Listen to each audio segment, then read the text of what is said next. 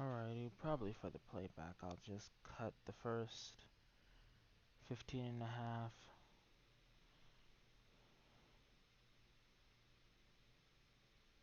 Again, if you're popping up at this point, since I'll be cutting the first 15 and a half, hello there. Glad to see you're here. Uh, I'm Lou, like always. Uh, of course, the full name is Leviathan Lou, but Leviathan is only in title only. I don't whale like that, and I only recently found out that's actually a thing, to call mega whales leviathans. Uh,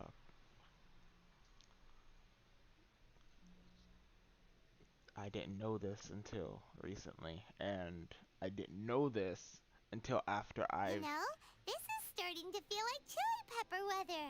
Paimon's hungry for some fresh and fiery, spicy foods that let your taste buds have a blast.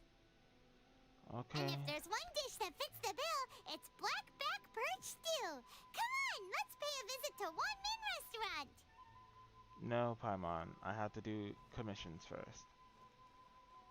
Things are still a little laggy, but at least I got that in there, right? That's a good thing. Yeah, it's still just a little. But that's okay, I can handle that. As long as they don't mess up anything else. Let's go here, get this done. So yeah. Let me just take a note of where I wanna...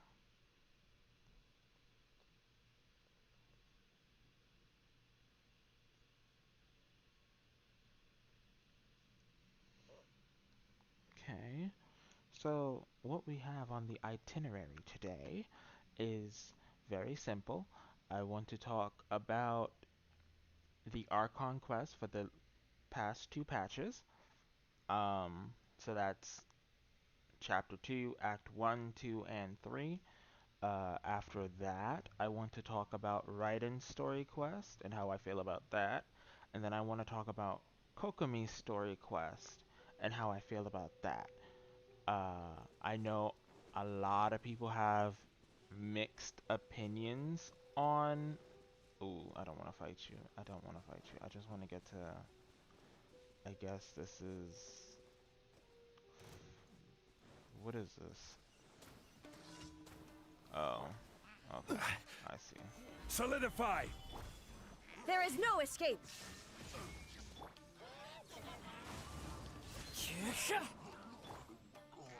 Oh, that lag.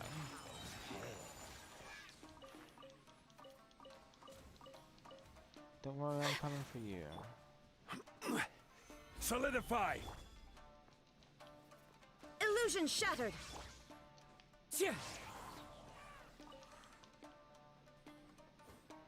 Come on. Damn it. Solidify! Oh, he fell? Yep. Okay. I just had to destroy the Helitro towers. Of course I had to. There is no escape! Okay. Leave me alone. I'll break Whirling the snow. towers. There we go. I don't want to fight y'all. Please back off. Into the wind! That's your demise, not mine. Alrighty. So, like I was saying before, I know that a lot of people have conflicting emotions and feelings and sentiments on the Archon quests for Inazuma. I know some people say that it's fast-paced, that it's not to their liking because it left out a lot of elements and certain things weren't really thought of. Oh, there they go. This, that, and the third, and I respect that opinion because it is an opinion, right? It's not a fact, it's just an opinion. Uh, However, for me, I tend to disagree, I guess. And it's mainly because of how I look at Genshin's story and most stories as a whole, like in general. Being a writer and a storyteller, this, that, and the third, all that stuff, yada yada yada. Ooh, the pearls have reset it. I gotta go and do those too. Not for this stream, of course. I'll do a stream probably later getting the oculi, like that one, and all the challenges and stuff in Watatsumi and Serai done in a different stream. This is just really going after commissions and such right now, just because I need those done. I don't know where this is. I have to look for... Is it this then? Yeah, it is. Okay. I am not a fan of these. I will not lie to you. Yeah. Oh, snaps. Well, first...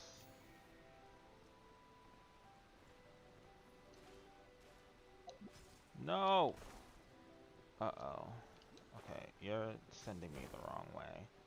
And then you don't even bring me back up.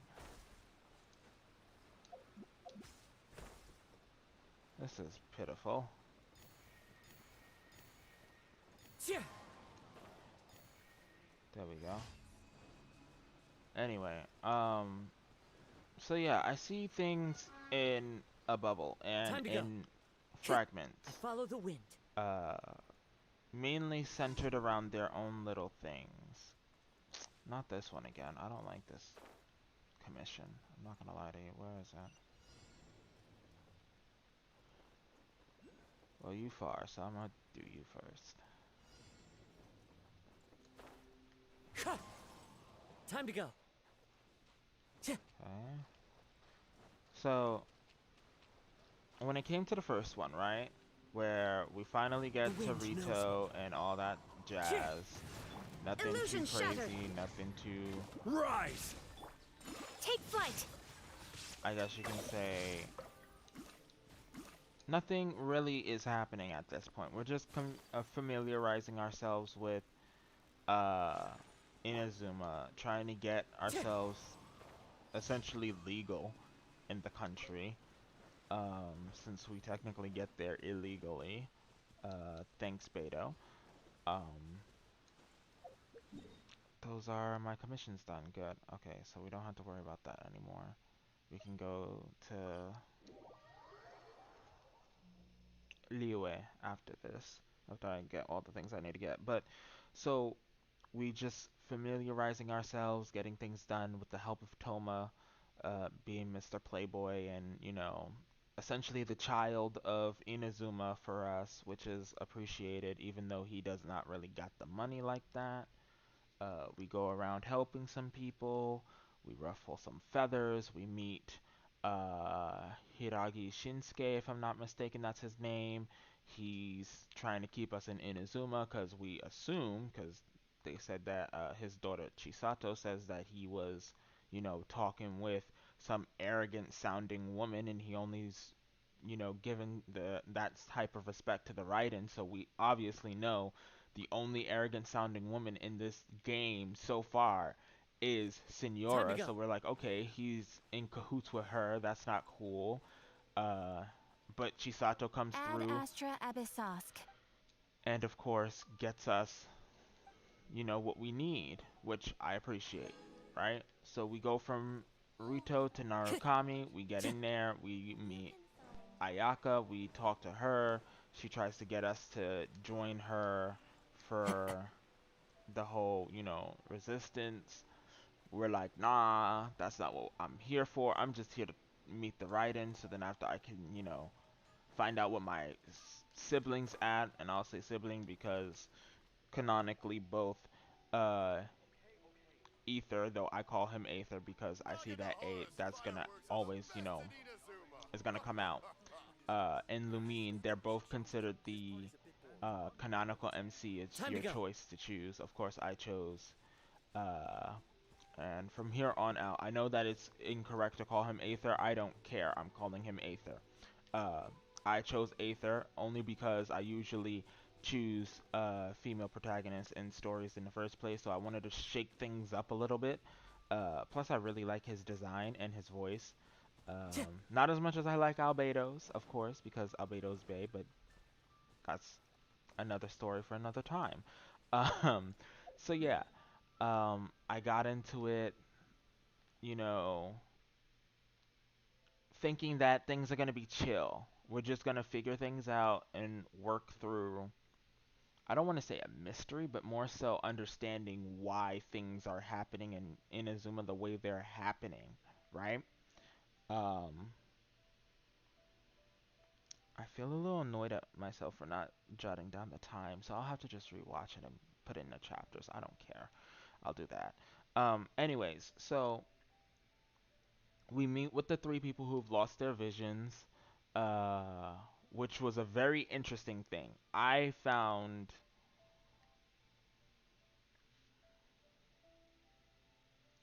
I'm trying to find the right word because I don't want to call it.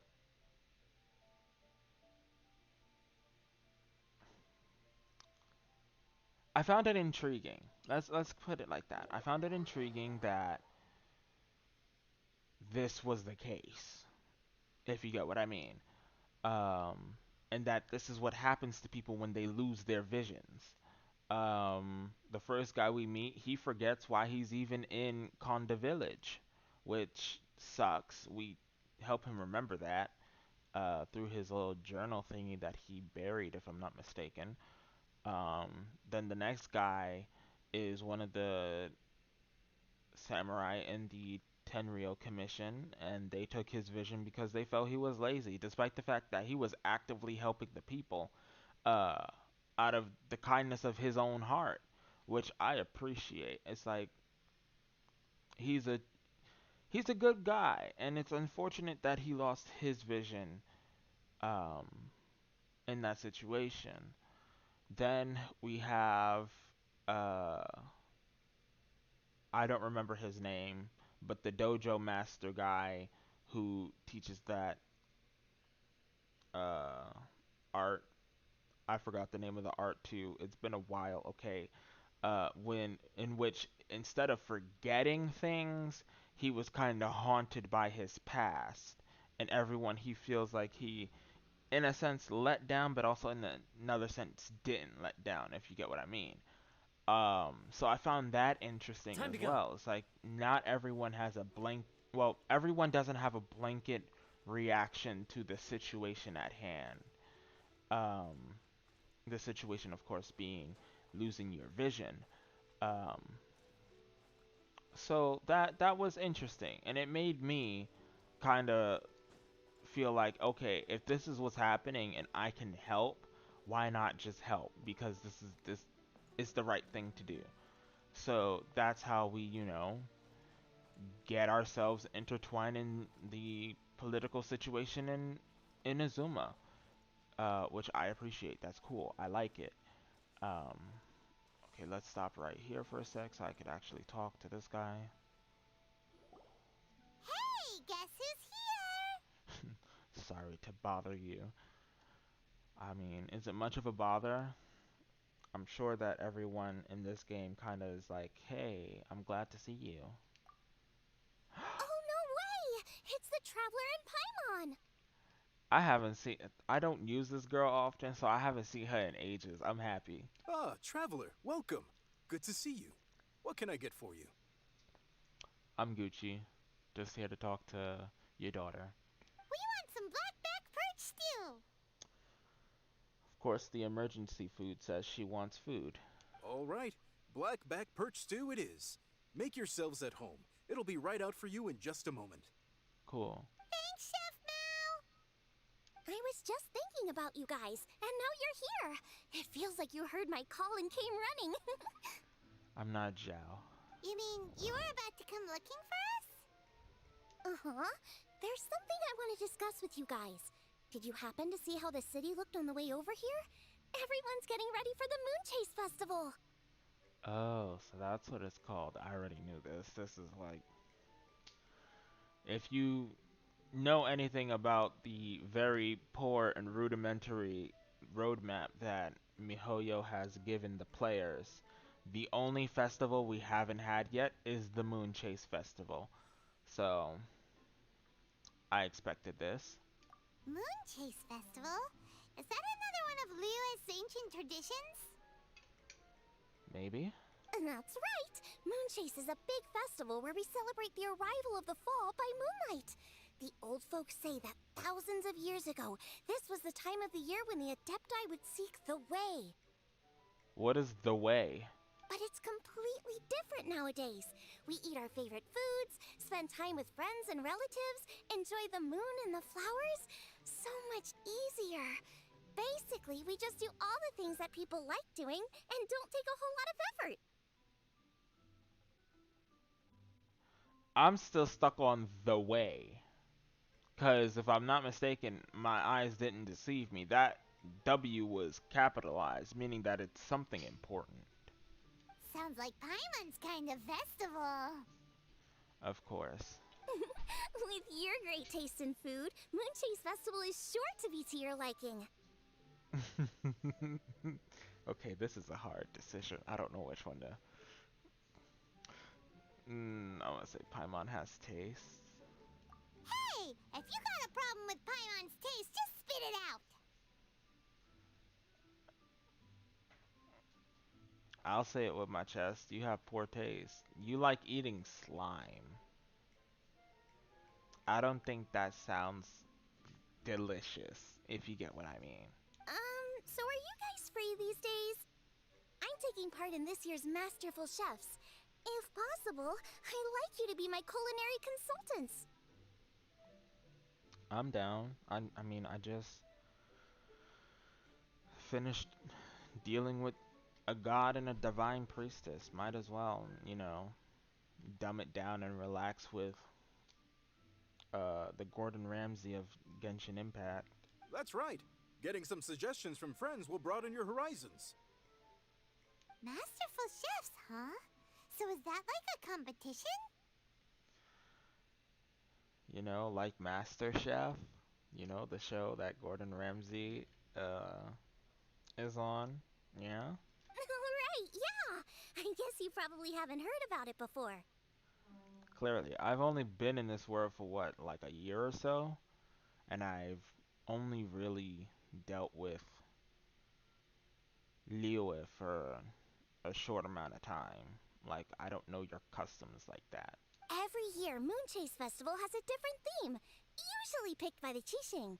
This year's theme is Feast of the Bounteous Land, so the Qixing decided to organize a cooking competition. Feast of the Bounteous Land. Pretty much sums up what Liyue is all about. Great theme! Paimon, you said bounteous wrong. I totally agree. I heard it was Ningguang that came up with it. She's so amazing and so full of mystery. So what do you need us to do? What is my job here? Well, I want to take part in the competition, but coming up with new dishes is hard work. By the time you finally thought of something, cooked it, taste tested it, it can be hard to judge whether you're really into something or not. And so, I was thinking, I could get the two of you to help by gathering everyone's thoughts on what makes a great dish. I really want to think outside the box this time. And to do that, I'm gonna need lots of different ideas from lots of different people.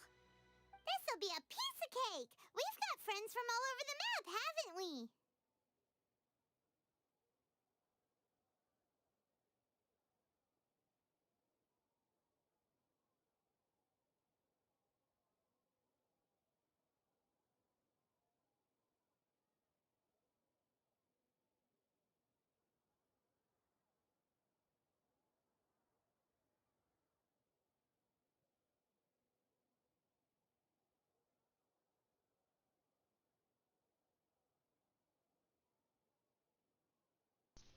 Sorry about that. Needed a little juice break.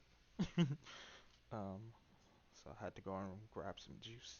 Well, some water to make some juice. I usually drink, things like iced tea and such, and I use iced tea mix for that. Not the healthiest thing, of course, but it's economically sufficient, especially for nowadays, you know? So, yeah,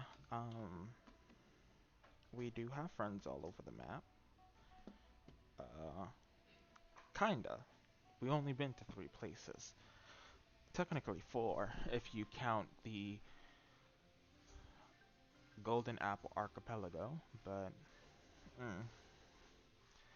but yeah, we certainly don't lack contacts. You sound pretty confident. Well, not to brag or anything. But first things first, let's have a delicious one-man meal. After that, we can go around to all of our friends in Liyue and get their ideas one by one. Okay, great.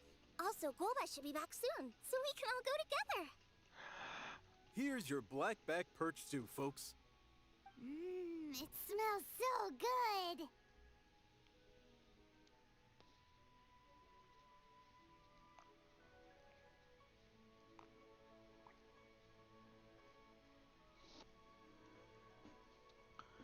Yum. Thank you, Chef Mao. I appreciate it. I'm excited to see Goba. It's my pleasure. Hmm. That was so delicious. Theory confirmed. This is definitely chili pepper weather. Xiangling can be a bit of a handful, so please look out for her while you're out and about. Come on, Dad. Why would you say that? Because I know you all too well, my dear. That's why. You mustn't be quite so reckless when you're out in the wild, you understand?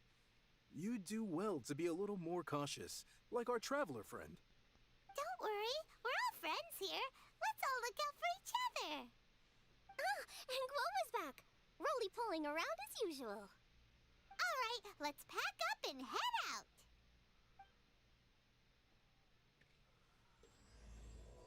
One for the foodies, 2 for the show. I love the name of this already. I love the name of this already. Time for some Moonchase specialties? Should I save this money or invest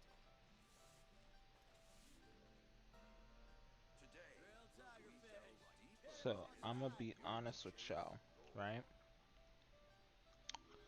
I don't think people really know the extent of our shenanigans. Because you said she ought to be more careful, like us. Your daughter is not out here fighting gods. She's just picking up food. If anyone's a problem, it's us. Let's not lie. Hu Tao? Hu Tao? Hu Tao? Hu Tao?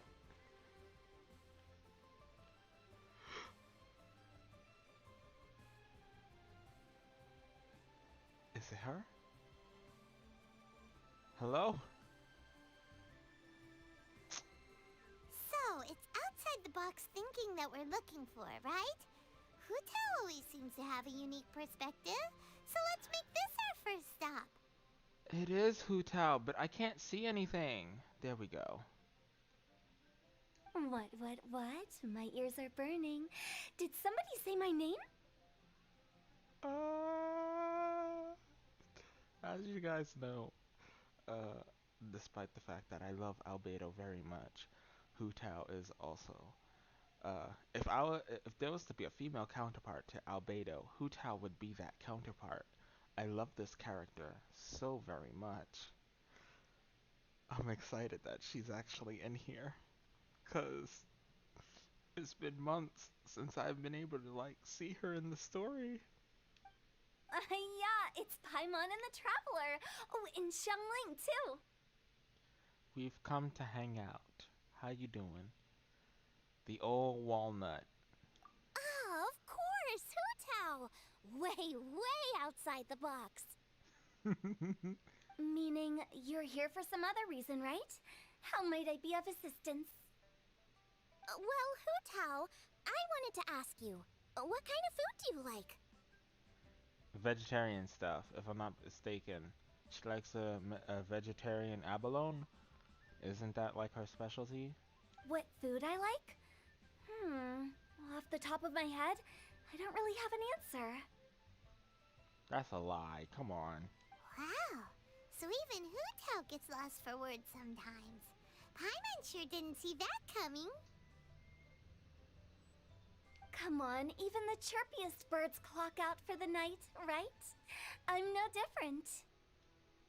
Aw. Pretty sure clocking out isn't something birds do, but okay.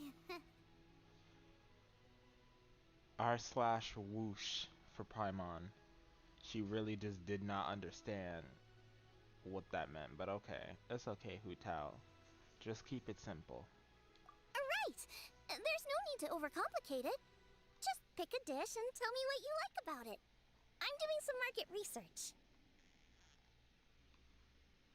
I see. Launching a new dish? Well, let me say right off the bat, nothing weird, okay? Some poached fish, a side of shrimp dumplings. That is all you need. Well then. Poached fish and shrimp dumplings? That's a bit ordinary, isn't it? But it's simple. And very delicious. Well, it is and it isn't. Think about it. Poached fish is hot and spicy with a powerful aroma. It's a dynamic dish. Add a side of shrimp dumplings, and there's your static component. Got it? Grova in the background. I love this little dude. Dynamic?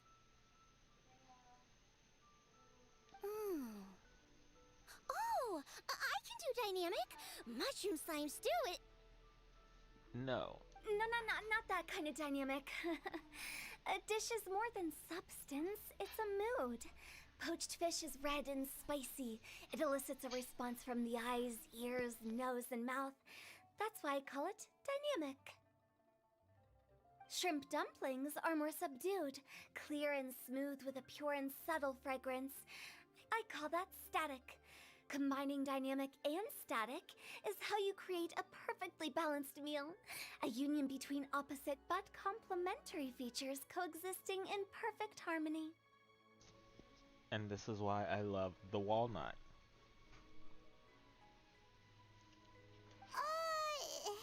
Paimon didn't follow that at all.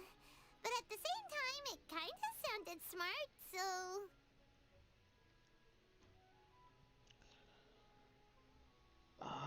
Paimon, you're not helping. You're not helping. Okay, dynamic and static. Opposite but complementary. So is this just another way of saying you should keep everything balanced? You know, a little meat, a little veggie, a little salt, a little sugar? I guess. If you wanted to really just kill the mood, yeah. Bingo! Except I don't think you need to have a sweet dish for it to be a complete meal. Personally, I always skip dessert. Aww. Walnut doesn't like desserts. That sucks.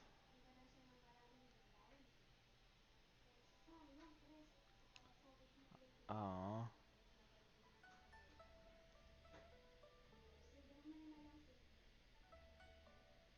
I'm sorry if you hear my dad's wife in the background. I'm gonna try to keep that at a minimum, or either try to like mute every time I'm listening a story only. Okay, I think I got it. At first I thought you were just goofing around, but actually you make a really good point. How did I ever doubt you, Hu Tao? Thanks. Oh, come on. The walnut's better than just, basic stuff. When it comes to telling tales, the storytellers have got nothing on Hu Tao. Where did that come from? Sounds suspiciously like a compliment to me. I'll take it.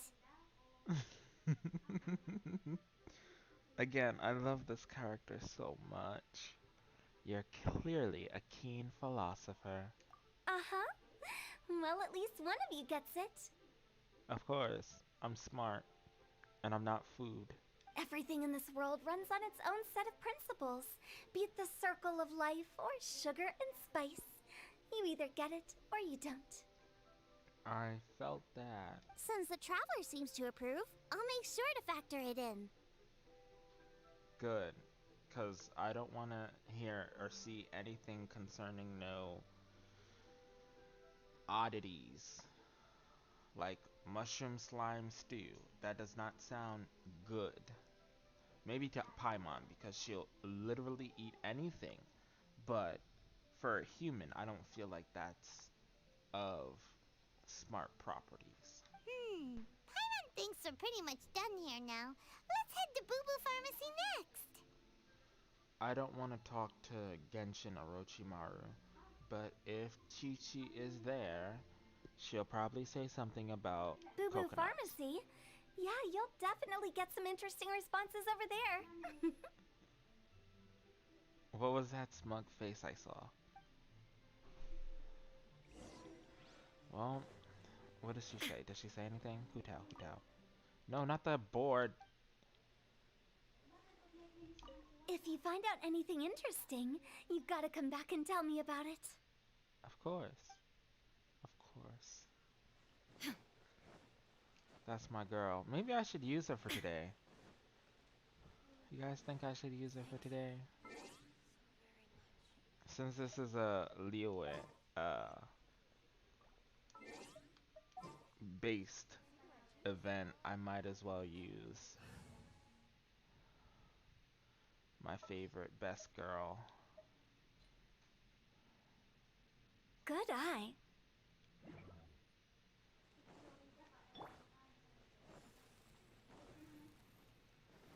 Look at that dash. I love it.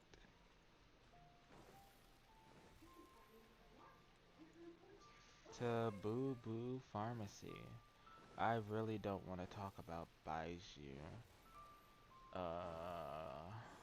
I've seen videos talking about him being the Dendro Archon of old, and I'm like, that means he would be, you know, lovers with Saritsa, and I don't think I'm down for that, because if I'm not mistaken, the old Dendro Archon and the Saritsa were actually a couple. If I'm not mistaken, I might be tripping. It's Chi-Chi, Chi-Chi, Chi-Chi. Of course he's here too, but Chi-Chi.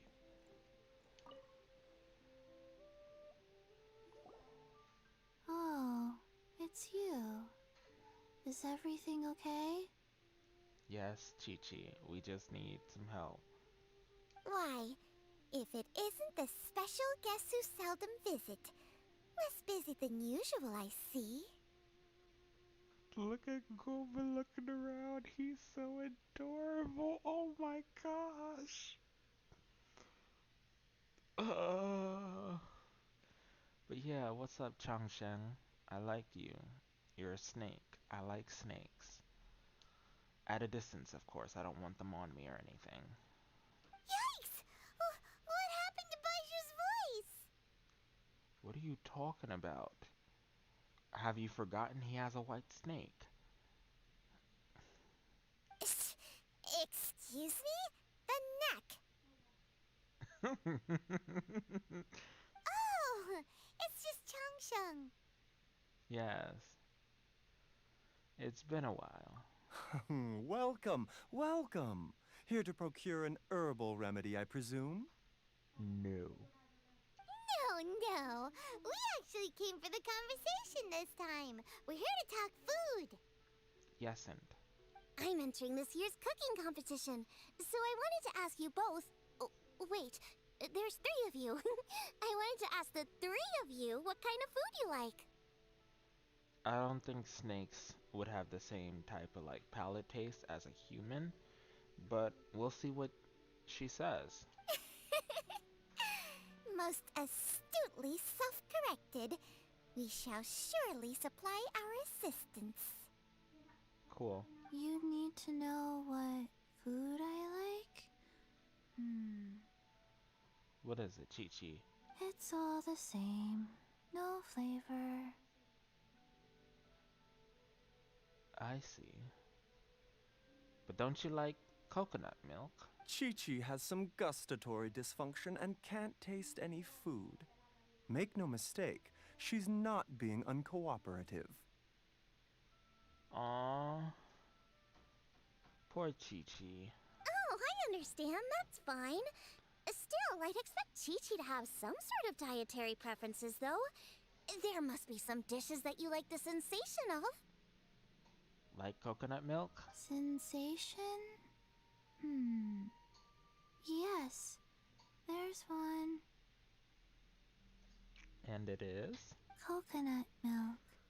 Nice and cold. Told you. I knew it. I always knew it. Well, that doesn't help us. It's not a dish, it's a drink. Doesn't matter. How about you two? Any thoughts? I like bite-sized morsels of meat. Okay. I agree with Chung Shung.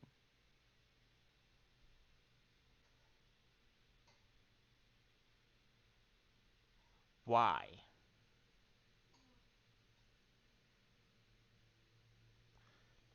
Am I the only one who's gonna side-eye this man? Many of our patients are the elderly and young children.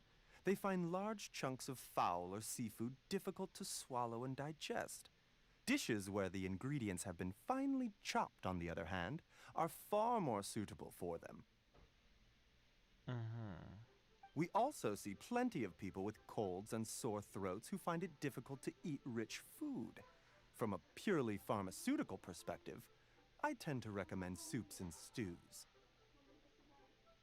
Okay. Got it. Would that be medicinal soups and stews? No, just soups and stews. Medicinal soup. I don't like it. I must apologize for having such a one-track mind. It's a little difficult to think about food without worrying about the health implications these days. We've had quite the endless stream of patients recently. If you ask me, I think the changing weather is to blame. I don't know what the weather has to do with anything. That's okay. Everyone's input counts. Keeping it seasonal and suitable for all ages sounds like a pretty good idea to Paimon. Important considerations for any chef, especially if you're going to be master chef. Medicinal dishes have higher demands in terms of nutritional balance than the kind of food I normally cook. I don't usually focus on medicinal properties, but since this is for a competition, maybe I can score more points by taking both flavor and function into account. Yesn't. Food with substance. Always better. Everyone will like it. It's a great suggestion. Thanks, everyone. Aww. You're welcome. As long as we could help. It's great to have a doctor's unique perspective. I'm feeling inspired. Koba, what are you doing? Oh, how you flatter me. Receptivity to sensible suggestions make for a savvy chef. Oh, she is! Creating new dishes is Xiangling's favorite thing to do. You can be sure she'll put lots of care and attention into it. I'm gonna try to see if I can like make a little montage of just all the little things Koba's doing in the background. Everyone's got their hobbies, and mine is cooking. Usually I just go with my own ideas, but having a whole new perspective this time is sure to make a big difference to the end result. Yes. Great! That makes this whole trip worth it! Alright, time to move on to the next.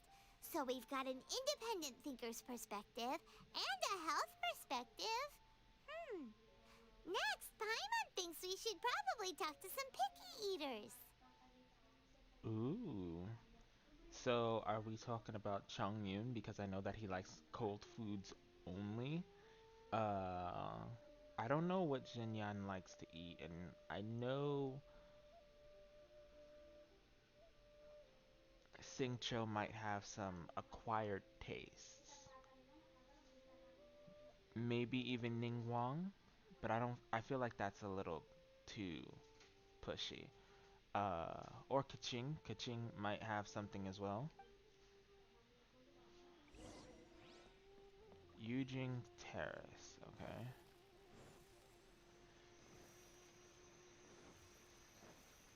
Phew! Hell, even Ganyu. Go!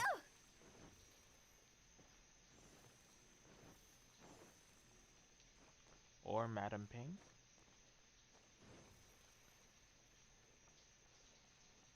Oh, wow, this looks really pretty.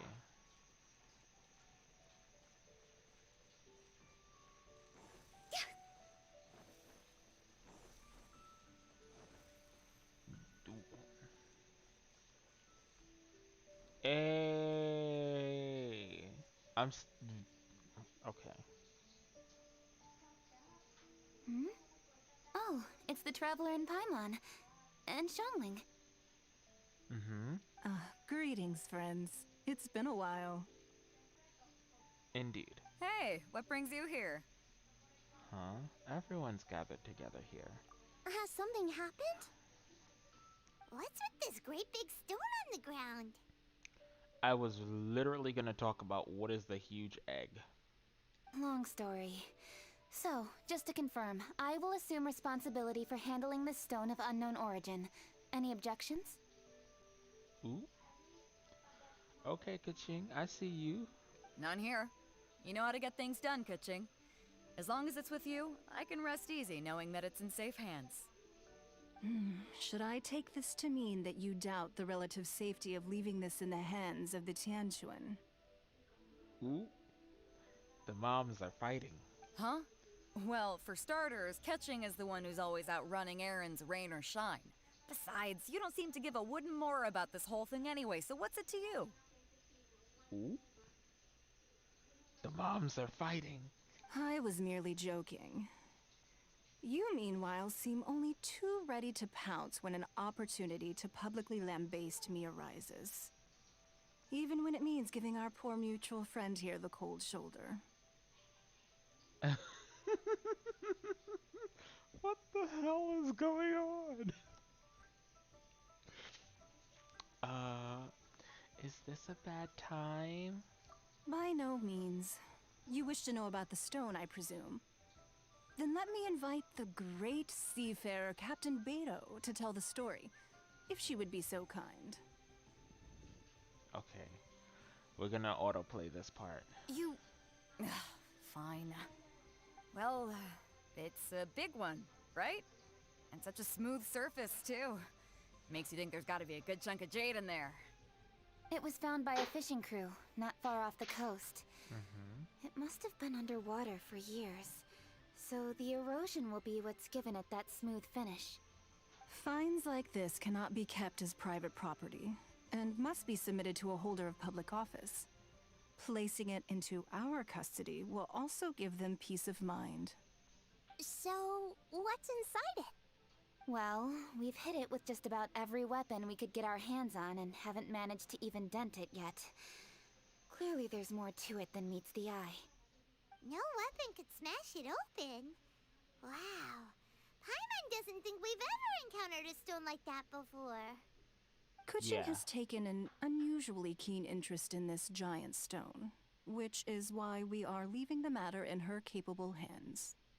Let's put that aside for a second. Traveler, what brings you here? Were you looking for someone? Actually, we were looking for all of you. We need all hands on deck here. Oh? Hopefully not because there's been some sort of cataclysmic event. No, nothing like that. Paimon's just getting carried away. I just wanted to ask everyone about their food preferences. Food preferences? That's a little unexpected. I have rather simple tastes. Precise, pure, smart, and sophisticated. That is all I require. That's your idea of simple, huh? I summed up my culinary requirements in 4 words.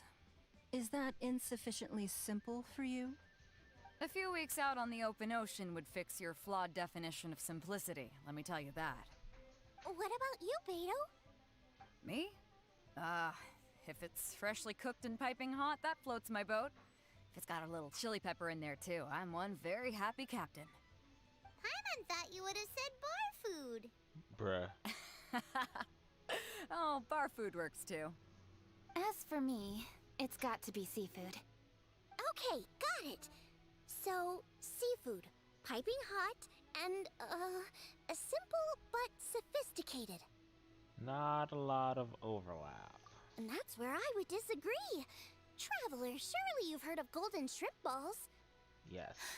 Oh my, they're my favorite. Her face. So adorable. You need to wash and devein the shrimp, wrap it in finely sliced potato strips, then deep fry it to perfection. There's no room for cutting corners. Okay. They're very precisely put together. They taste pure, the presentation is smart, and the skill needed to cook them is highly sophisticated. It fits Ningguang's forward summary to the letter. Huh. So what you're saying is, for all the frills and trills, good food is all the same at the core? I'm so disappointed in Paimon, man. We've been traveling 3 nations so far, and this is all you've gathered from all the people who have given us nice food. I heartily agree. Golden shrimp balls are a prime example. Their essence lies in combining art and nutrition in a single package. It is a dish of true value. I know you. Okay, sure. Okay, got it. So Kuching loves golden shrimp balls. Yes. I didn't say that. Did I? Maybe I should use Kaching a little too. It's been a while. No, at least not outright. Alrighty. Thanks for all your input. I'll be sure to take it all into consideration. Traveler, Paimon, do you have anything planned after this? No immediate plans. We just chillin'. Good. I'd like you to help me investigate something. It's about this stone. You picked the right people for the job. We investigate stuff all the time. My thoughts exactly. The Qixing has a public duty to deliver our final verdict to the fishermen, but there are also some things I would like to investigate on a personal level. I'm sure you've become acquainted with the general background of the Moonchase Festival. However, I have my own understanding of this festival's roots. My grandfather was a researcher of Liyue's traditions. In his notes, he indicated that there was a deity called the Stove God in ancient Liyue, which people paid tribute to at a certain time of the year. Very few written records make mention of the Stove God, and those that do are notoriously confusing. Some scholars believe that the Stove God was just another title held by the Lord of Geo, but others suggest that this was a different deity altogether. One folktale even claims that the ancients found the Stove God's shrine, but there was no statue. Only a huge, smooth slab of stone. Shortly after it was found, the stone was lost in transit, and it hasn't been seen since. This stone here has all the same features, so I suspect it could be the one that went missing all those years ago. After many years of researching ancient texts, my grandfather came to believe that the practice of paying seasonal tribute to the Stove God may be best described as a festival. He called it the Stove God Festival. That would make it the forerunner to the Moonchase Festival we know today. But this is all just theory and conjecture. To prove any of it, we'd need to start by identifying who the Stove God really was. Now that Rex Lapis has passed on, and Liyue has entered the age of humankind, his successors should continue to respect our nation's culture and traditions, just as he did. That's why I think the responsibility for this situation should fall to me. It's a chance to shed light on our history, revitalize an ancient tradition, and possibly prove my grandfather's hypothesis along the way. With any luck, we'll nail all 3 in one fell swoop. It was just a couple of days ago that we received this stone. Right after we decided to use food as the central theme for this year's festival. It makes me wonder. Maybe a divine will is at work behind all of this. 3 birds with 1 stone, huh? That's pretty efficient, even for cooking. I'd love to help, but what? Let's do this. I want to find out. I'm in the middle of a commission for Zhangling. I mean, kinda, yeah, but at the same time, I would like to do the other one for her too. Hey, don't worry about that. This sounds super important, so don't mind me. Besides, we're only... Wait a second. I got it! What? Why are you shouting? Ka-ching, can I tag along for your investigation? But... Since it's all about the stove god, I might get to learn something useful about cooking along the way. It'll be great inspiration for me in the competition. Please, let me come along. I promise I'll help. If it means that much to you. Okay, I suppose you can come. Really? Yay! Thank you so much! You're the best! Now that that's settled, time to get going. Jingsa Village is said to be home to a lot of historical texts, so I'd like to start by making some inquiries there. Alright, then it's off to Chingsa we go! Okay, cool. I can talk to y'all. Oh, sincerely, Beidou, you misunderstand me. I have many simple pleasures. I take a stroll through Yujing Terrace and one down by the harbor every single day. Huh. Well, everyone has their way of procrastinating, I guess. The moms are fighting, guys.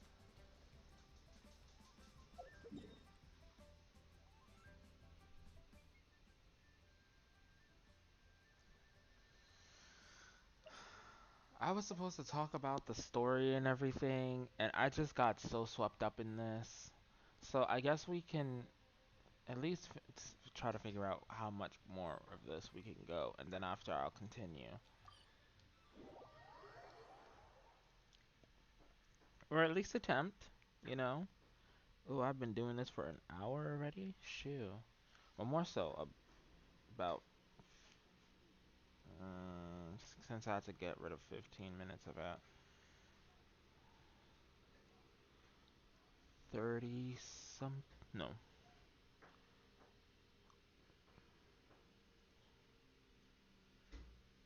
Almost an hour or so of what I'm keeping. But I'm really like absorbed in this. I'm sorry. I didn't even get to talk about the rest of Act 1. But then again, I kinda did, because the ending of Act 1 was just agreeing that we'd help.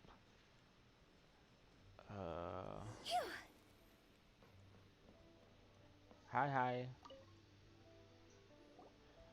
Hi, Granny. We need your help with something. Are there any old books around Chingsa Village? You know, from a really long time ago? Oh, looking for ancient texts, are we? Let me think. There is an old warehouse over there, property of the Feiyun Commerce Guild. Many books are stored inside. Those that they have no room for at home. In fact, their youngest comes over this way to read sometimes. The Feiyun Commerce Guild's youngest? You must be talking about Xingqiu. Paimon didn't know they had a warehouse here. Let's go take a look.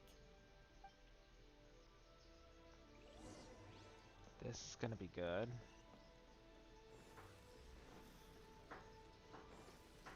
Oh, that kind of far. Like, edge of the village far.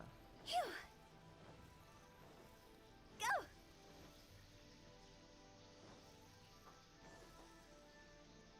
Huh? Oh. You know what? Let me go the other way. Let me go the other way. I wanna see what's going on. Oh, I just had to walk here. Help! Okay. Ah, I'm being robbed! It came from that direction. Come on. Go! Okay, Shang, what's up?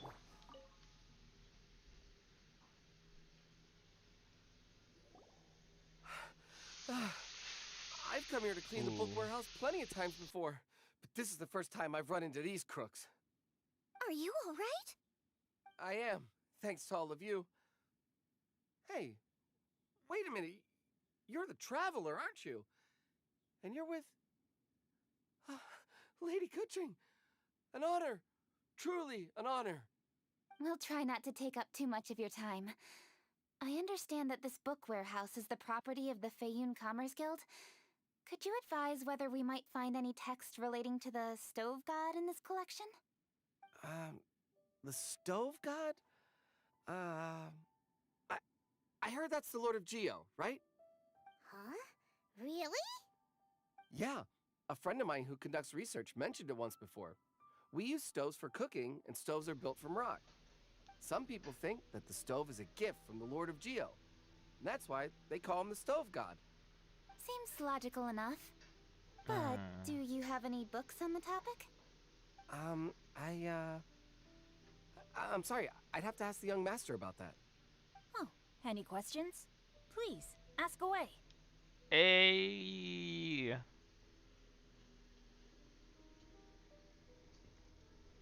One of my favorite people. Hey, it's Chongyun and Xingqiu. Oh, they both here together. Nice. Hello, one and all.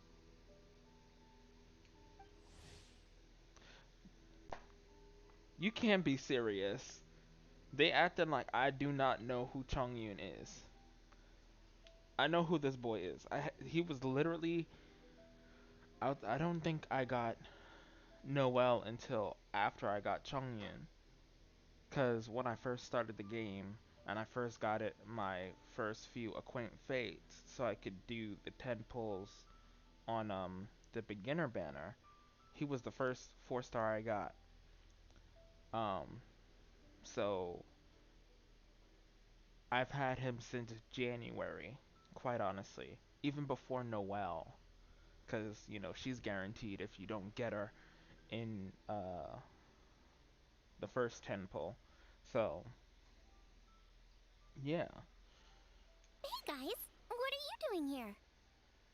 I was bored with nothing to do, and thought I'd come out this way for a bit of reading. And then I thought, why not bring Chongyun along too? Yes. I'm just along for the ride, really. I see the Yuheng Kuching is with you. Whatever brings you here must surely be a matter of grave importance. Master Xingqiu, if I may be so bold, do you happen to know if there are any texts on the subject of the stove god among this collection? Since I personally selected which volumes to store here, I do have some recollection of their contents. If my memory betrays me not, there is one volume among them called Demystifying the Legends of Liyue, which mentions the stove god. Might I take a look? Certainly.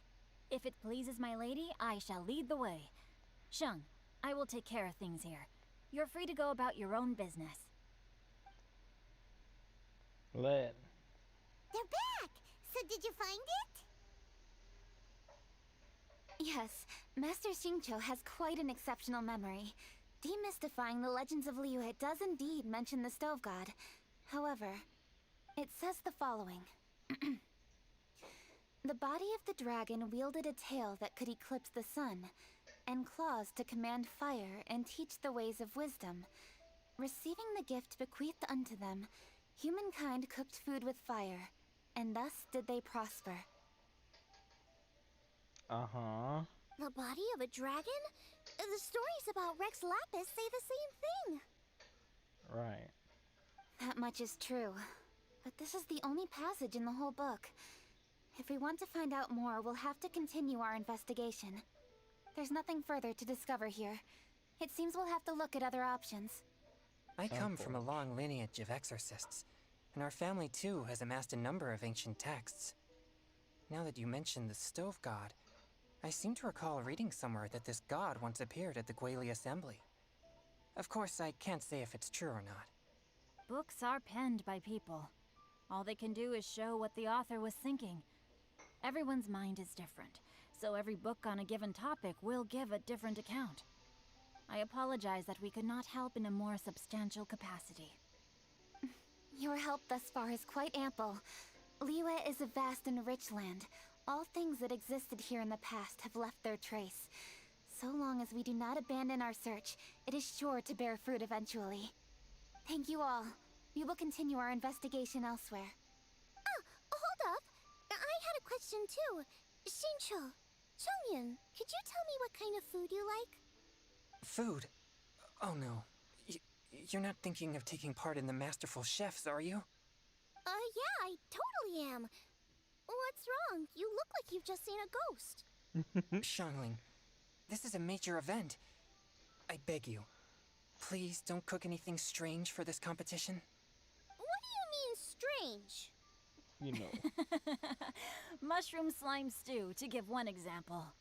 Okay, fair enough. That dish isn't my most popular. But that's why I'm doing all this research, so I can create some really special dishes to win everyone over. Well, in that case, I like cold food. That's 'cause you can't handle hot and spicy, right? Yes, you're absolutely right. My tastes are on the mild side. I prefer gentle dishes with minimal seasoning. Soups and stews, vegetables and broth, seafood or freshwater fish, either boiled or steamed. These kinds of dishes I am most partial to. No surprises from the Gugua Geek. Okay, another mild child. Got it. These are just personal preferences, and everyone's are quite different. Are you sure this eclectic mix of opinions will be of any use? Of course! You're my customers, and putting a smile on customers' faces is my calling as a chef. Though Xiangling's market research blade stabs often into the dark, her heart never strays from the noble path. If anyone can win hearts and minds with their cooking, it's gotta be someone like Xiangling.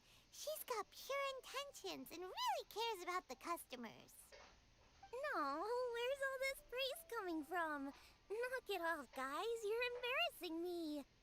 Sorry for holding you all up. That's all I needed to know. Shall we carry on with the investigation now? Over to you, Kuching. Where to next? So we've learned the Stove God allegedly made an appearance at the Guili Assembly. But today that place is largely a wasteland with few traces of human activity. Longshuin is close by, so let's stop off there on the way over and see what we can find out. Forgive us, for this is where we must part ways. May your journey be a smooth one. Yes, best of luck. If you run into any difficulties, come and find us. We'll be only too glad to help. Aw, thanks everyone. Let's go! Next stop, Longshu Inn! Is it shout time? Do I get to see my favorite edgy boy? Oh, we're gonna talk to Smiley.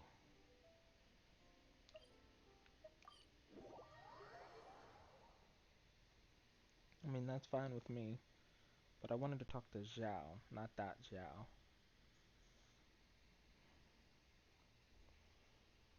As in Conqueror of Demons, Zhao.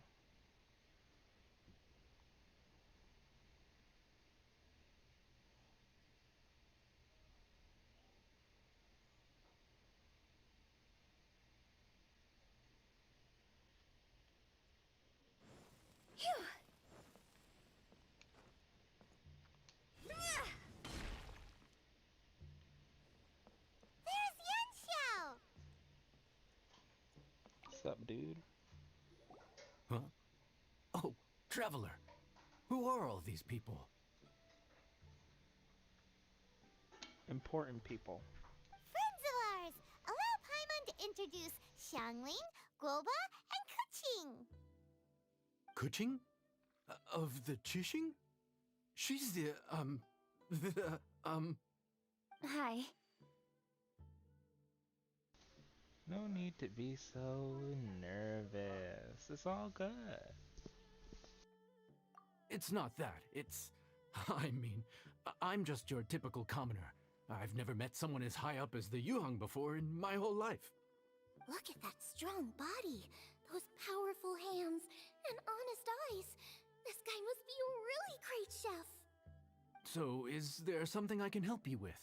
You've come a long way out to end up at Wangshu Inn. Let me fill you in. Ah, okay. I see. Legends claim that the Stove God once appeared at the Guili Assembly.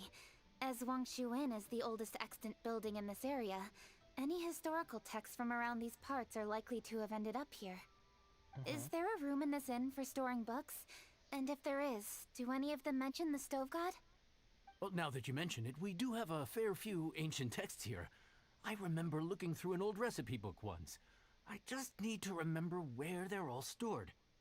If you are happy to wait here for a few minutes, I'll go have a look right away. Oh, Traveler, there's something I need to discuss with you. What is it? We need to pay up or something? What? No, I wouldn't take your money. We're all friends here. I just wanted to ask if you had the time to make a satisfying salad for me. A satisfying salad? What for? A certain person comes to mind. You know, Mona. Yeah, guy who hangs out on the roof terrace, you know? Oh. Good-looking fella, not too tall. Zhao. Don't you think he can hear you? Oh, right. Yeah, maybe. Anyway, you know who I mean. The boss told me to take care of him, but this guy, let me tell you, he is one tough nut to crack. He usually turns his nose up at everything that isn't almond tofu. But the boss tells me you once made him a satisfying salad, and it all went down so well. So, I was thinking, could you teach me how to make it too? That way, I'll have something else in my arsenal. Oh, so this is for show! You guys really look after him, huh? Well, that's life, right? You gotta look out for your own people. Sure, I can help.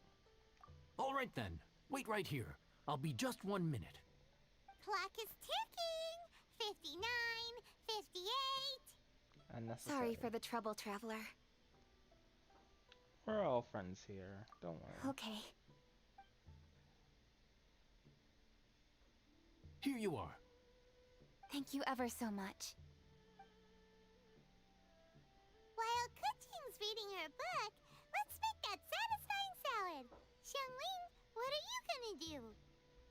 I'd love to come watch too, but I don't want to get in the way, so I'll just stay here with Kuching. Okay, shall we go then? Go ahead and get started. I'll just watch from over here. I only need to watch you make it once to have it committed to memory. Wow. That should do it. Okay. I want to actually make one. Satisfying salad. Oop, that's a heavy lag. Wow then. Satisfying salad. There it goes. I can make one. See, this is the reason why I said Mona, because I know that Mona loves the satisfying salad. But then I kind of forgot I gave one to Zhao too. Yes, let's cook it manually. Bam. And it's her specialty. Ayy. What's up?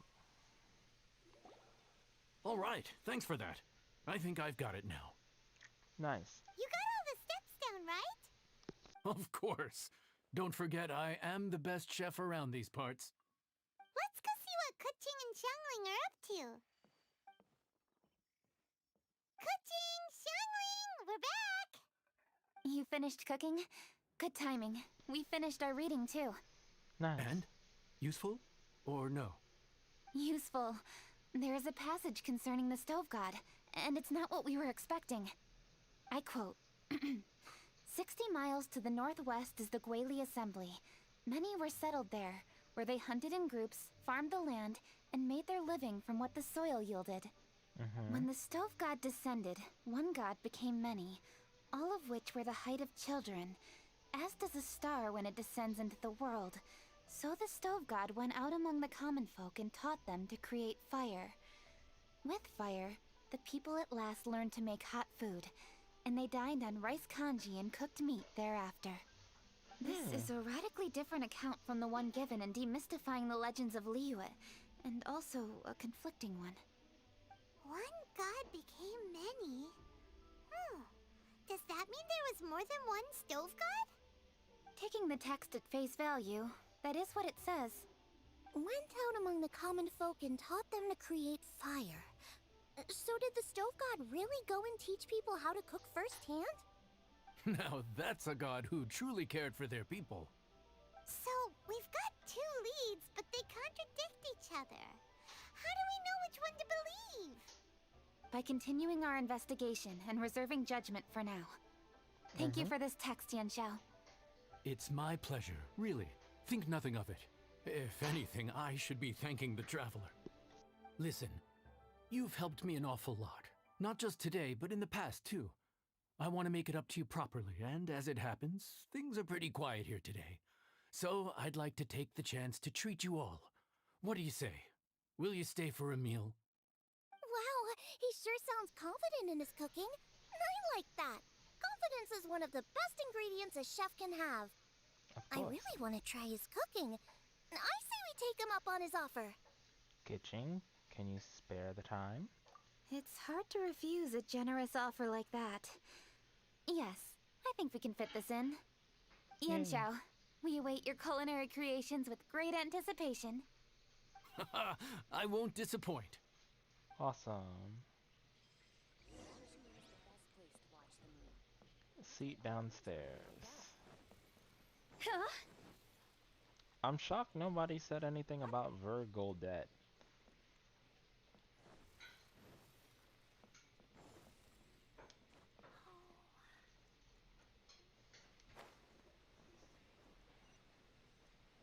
After peak season, nothing will sell. Everybody, please be seated! Paimon. You think you own the place. I'll sit here with Guoba. Aww, he is so cute. What? What? What? Here we are. That's everything you ordered.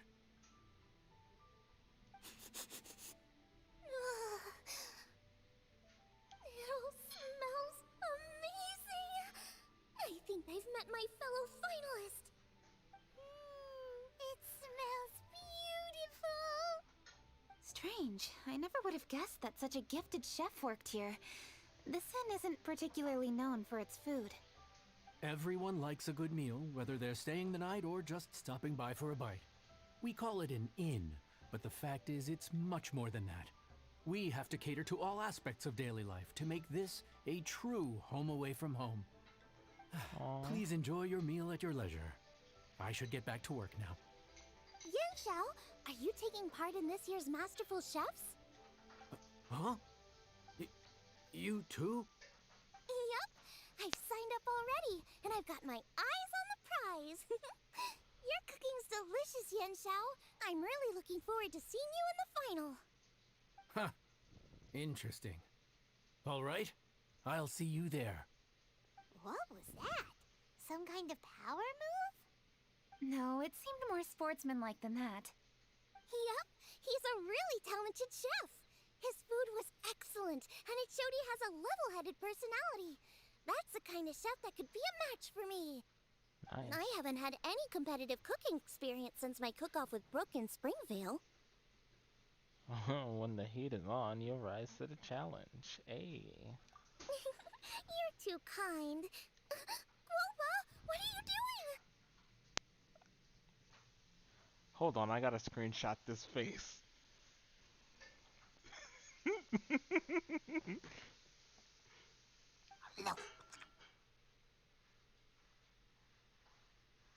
was eating.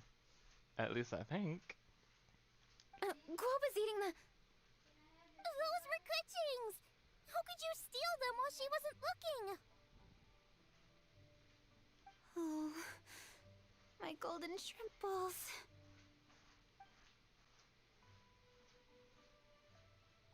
Why is Paimon saying bad? Huh? You ate every last one? Guoba, we've been through this. When we're with friends, you gotta be on your best behavior, okay? I'm so sorry, Kuching. I promise I'll make it up to you. What's the big deal? We can just get another plate. After all, it's Yunshao's treat today. It's not the same, though. The moment's gone.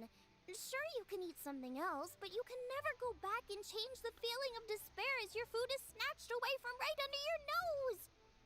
Felt that. The dining experience is a trinity of emotion, food, and atmosphere, and you've got to have all three to make it work. Felt that. I have to say, now that you mention it, that is a very accurate appraisal of the situation. Aww. I'm gonna make it up to you, Kuching. Is there anything you want to eat? Anything at all. Whatever it is, I'll make it for you. I don't have high hopes for this. But equally, I don't want her feeling guilty. Okay, I'll let her do this for me. If you insist, there is one dish that perhaps you could try making for me. It's an old recipe from my grandfather's notes. Oh? No problem. May I see it? I'll get it to you when we're back in Liyue Harbor. Traveler, have you finished eating? Yep. Before we do anything else, let's head back to Liyue Harbor. I need to fetch something. Cool, cool.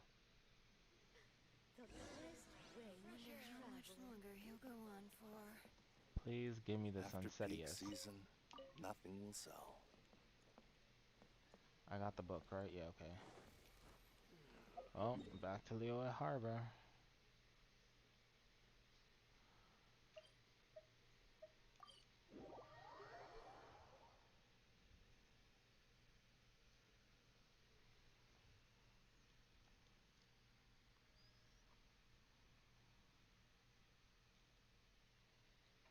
This was taking a little more than time than I was expecting. I don't mind it. I'm really engrossed in this. As you can see, I really like the story. I appreciate the story for what it is as it's being told. Of course, if there are things that are missing, I'll criticize, but for the most part, it's really good. Especially this event. I feel like this is kind of like the Kaching story quest we never got, with a hint of Zhangling on it. I need to go home to fetch my grandfather's notes. Let's meet at Wanmin Restaurant later. Great! I'll go get everything ready. Traveler, what about you? Are you gonna do your own thing for a while, or do you want to come in and have a seat? I actually have something to discuss with him. You go ahead. We'll join you later. Okay, gotcha. Traveler, come here for a moment. I need your advice on something. What do I need to do to get along with Zhangling? Seriously? That's what's stressing you out? What's so strange about it? Why are you looking at me like that? You're super smart, and you're always so sure of yourself. Paimon thought you'd never need advice from anyone about anything. Well, that's just ridiculous. Zhangling's always so warm and friendly with me. This time especially. And now she's desperate to do me a favor. So, is that supposed to mean... we're friends already? I'm just not used to dealing with people who are so warm right from the get-go. How exactly am I supposed to respond to that? You seem to be getting along fine already. Okay. Noted. Thank you, Traveler. I'll see you again shortly.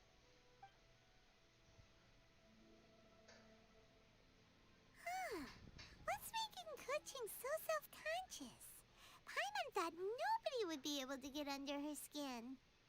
I'd like to hear what Xiangling thinks. Yes, let's go talk to old girl, Miss Chefy Chef. What's up?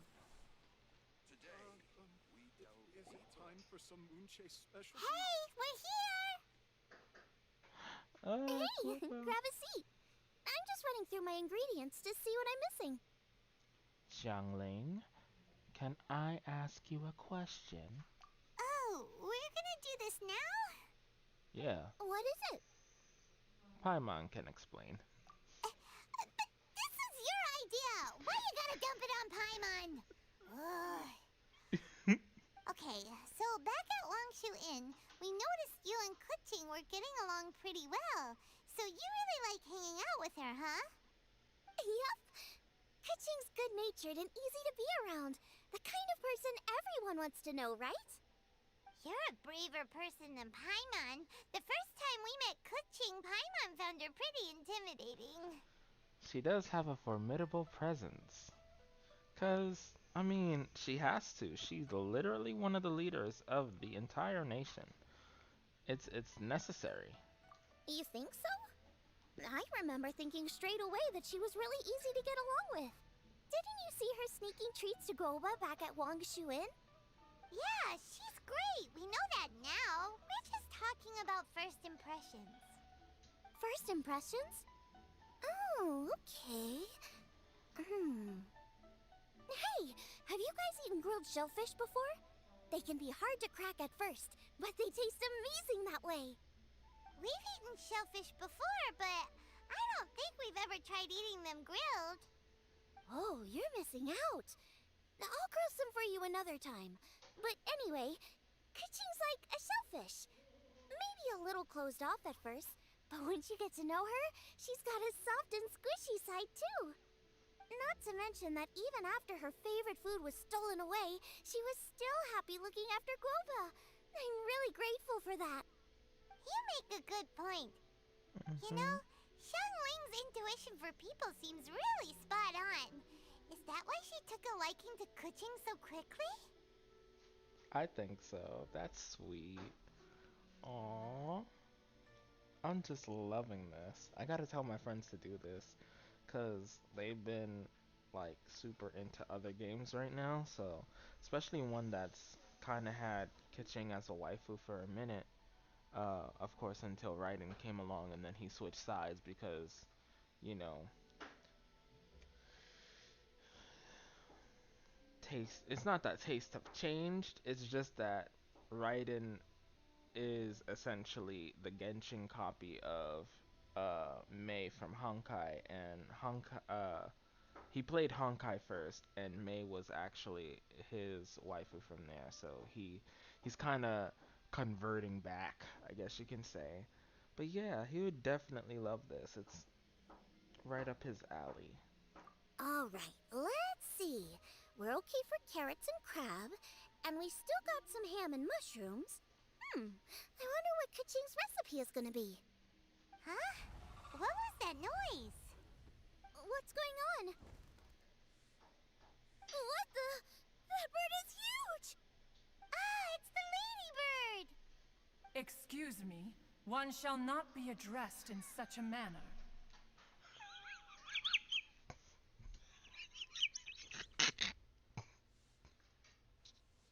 Let me breathe.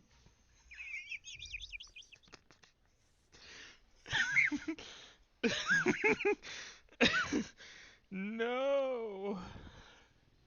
Paimon, what the hell? You did not just call this lady, this Adeptus, the ladybird. Oh my god. Come on, where is your tact? Gosh. One shall be known as Adeptus, whose name, should you care to mention it, is Cloud Retainer. Yes. Cloud Retainer. That does sound like an Adeptus name. Gova's just in the background like, ooh. Well spoken. One shall let this young lady's enlightened words atone for the ignorant ones of her friend. It's been a while. A while it has indeed been, traveler. Does one surmise correctly that you hasten hither to partake in the Moonchase Festival? You could put it like that, yeah. Ah, so even the illustrious traveler has been summoned to attend the Moonchase Festival. As expected, this year's theme stands proud against the test of public scrutiny. The theme? You mean Feast of the Bounteous Land? The very same. Moonchase Festival falls during the season when many cooking ingredients are ripe. Hence, it is a fitting time to enjoy the finest of foods. One noticed the relative pomp and ceremony with which this year's affairs are being conducted, and could not abide to stand idly by. Let it be known that one's culinary proficiency and ingenuity is uncontested in all the world. Thus does one now appear in this realm, that those who inhabit it might witness one's latest creation, a supreme cuisine machine. A supreme cuisine what? What's a supreme cuisine machine? It's a new invention. Clearly, Cloud Retainer likes making these nice, interesting machines that are made to do things better than anything else. Patience. One's purpose here today is to meet and to greet. Nothing further. All shall be revealed before your very eyes when the time arrives. Traveler, you are one who has witnessed much of the culinary world. When the day comes, one would be most pleased to see you in attendance, offering your most vociferous ovations. Oh, so we're officially invited? Ooh. That which is implicitly understood needs not be made explicit, let alone official. I shall say no more and dwell here no longer. Await my word. Be there or beware.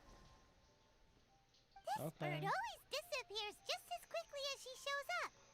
Oh, wait, not bird, Adeptus. Hey, wait! Isn't she technically an illuminated bird, though? She seemed like someone very prestigious and very talented at cooking. She definitely loves her food. What are you all huddled together over here for? The Adeptus left already. Yay! Kuching's back! Sorry I kept you waiting, Xiangling. This is the recipe from my grandfather's notes. They're not in the best condition, so rather than bring them out of the house, I just transcribed the recipe. Unfortunately, the texts my grandfather worked with were very old, usually faded, damaged, or both. Some parts are missing from this recipe, too. Do you think you'll still be able to work with it? Oh, okay.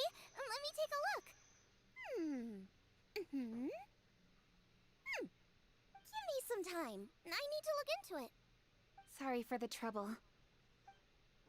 Oh, you're all here? That place sounds familiar. Hey, the Chilean. Sorry to interrupt your conversation. I was in the area buying a few things, and I heard the disturbance, so I felt compelled to come take a look. You mean Cloud Retainer? I saw her too. She just suddenly showed up right in the middle of the street. Whatever adeptal power that was, she certainly knows how to make an entrance. Lady Kuching, you saw her too? Do you, have a moment? I need to discuss something with you. What is it, Ganyu? Has something urgent come up while I've been out? No, it's nothing work-related. I wanted to ask about, something personal. Is that okay? A personal matter? Involving me? Surely I haven't done anything improper recently, have I? Please, Lady Kuching? This is really important to me. Oh, okay. I noticed Cloud Retainer was here for quite a while. Did she say anything about... me? When I was young? Nah, You good, don't worry. I mean, I'm sure you don't want the past to be, put out, so blatantly. But she is one who might do that. About your childhood? No, nothing at all. What? Really? Whew. Thank goodness. I was getting really worried. Once she gets talking to people, she tends to go off on all sorts of tangents. So I was worried she might have bored you with some stories about me. Your name didn't even come up, so you've nothing to worry about. Kuching, how are you not asking a bunch of questions right now? There's obviously some juicy gossip here. Aren't you curious to find out what it is? No. Please, no, don't do that to me. Of course not.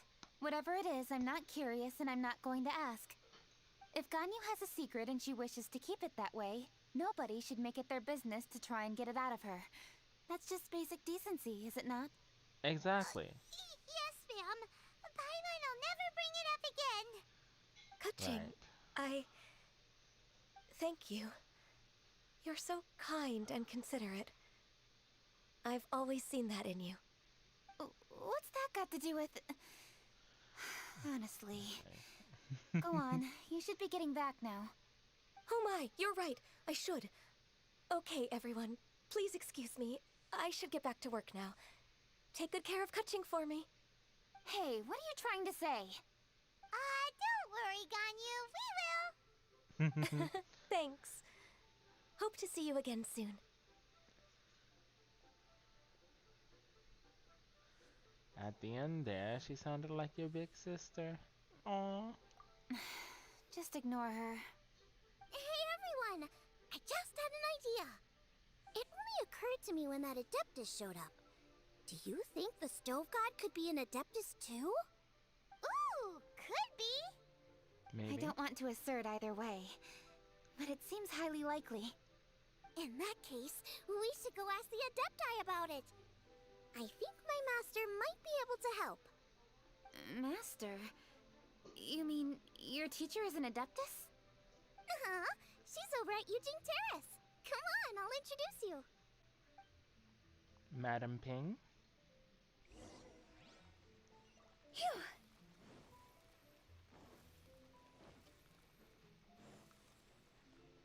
Huh?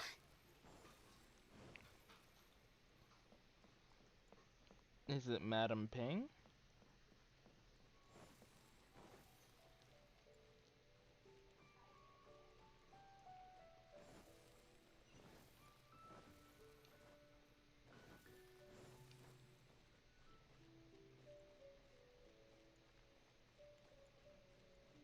It seems like it since it's on the edge of Yujing Terrace.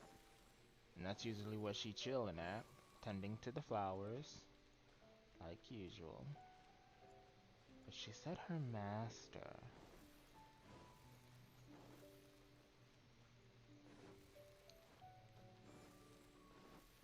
Go!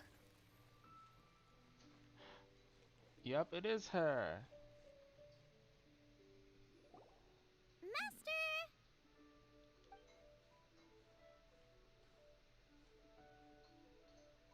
Oh! Hello, Xiangling.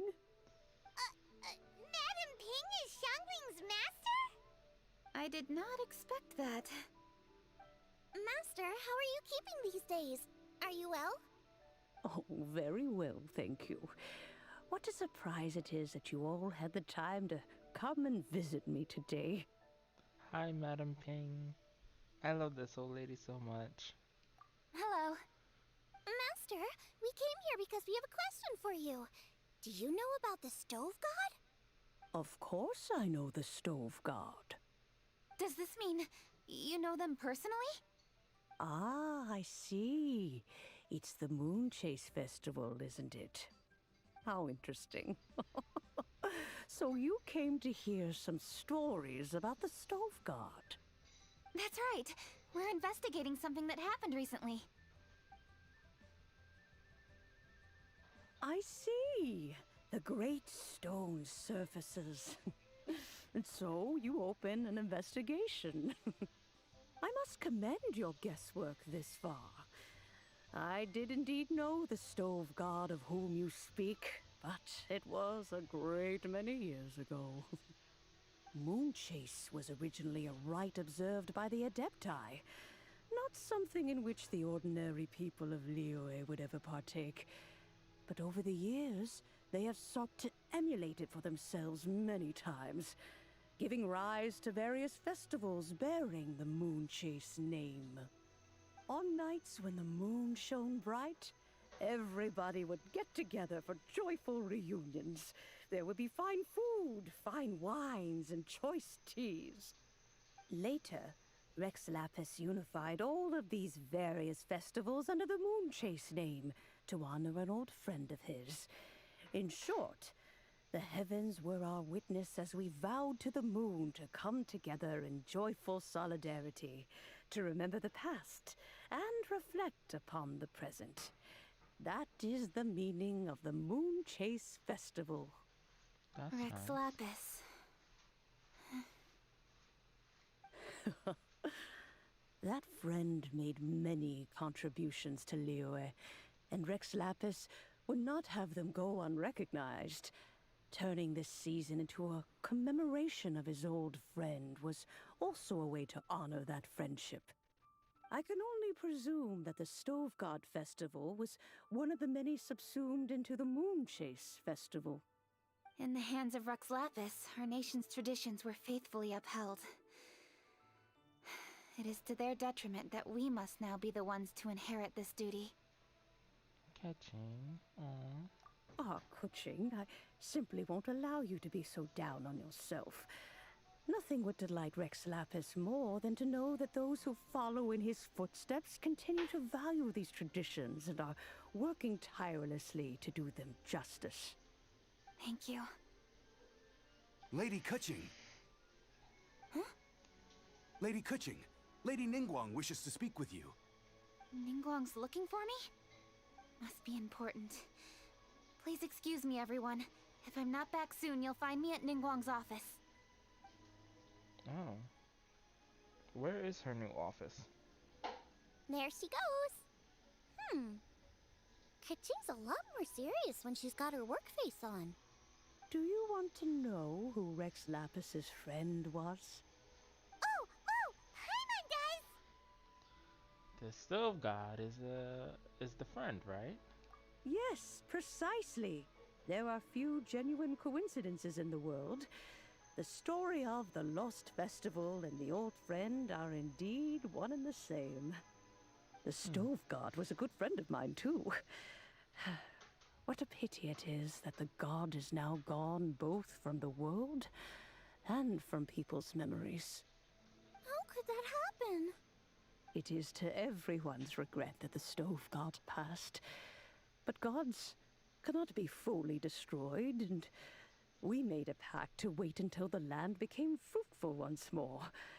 For perhaps the Stove God would then return, albeit in a new form. Really? Master, you must miss the Stove God a lot, right? From the way you talk about it all, it sounds like you were the best of friends. Yes. Thinking back on it all, there are many fond memories. I'm pleasantly surprised to find that Kuching is investigating this. She is a tenacious child, and anything she sets her mind to, she will diligently pursue. It warms my heart and makes me want to give her a helping hand. Unfortunately, however, I cannot simply give her the answer, for the process is of great importance to her. Kuching's grandfather once researched the Stove God, and now she follows in his footsteps. Since Kuching has inherited this conundrum, so too she must inherit the journey to its resolution. You knew Kuching's grandpa? Yeah. Of course. I count all the people of Liyue among my good friends. I remember when he was the same age as Kuching is now. So young. Grandparent and grandchild are definitely made from the same mold. both diligent enough to take on anything and bold enough to see it through to the end. I like to think of Liyue as my own little potted plant. I've watched it grow and blossom, and it grows more beautiful all the time. In the blink of an eye, the buds of yesterday are in full bloom today. It's wonderful to see. For new blossoms must bloom on the branches if the tree is to remain evergreen and ever young. My dears, you are absolutely right to focus your investigation on the stone. It is, as you suppose, the lost statue of the Stove God, and within it lie all the answers that you seek. I should like to see the stone for myself if you would lead me to it. Perhaps the truth will emerge even as we watch on.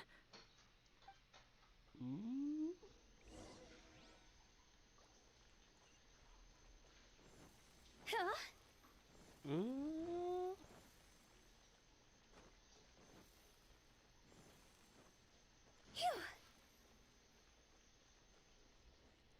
Okay.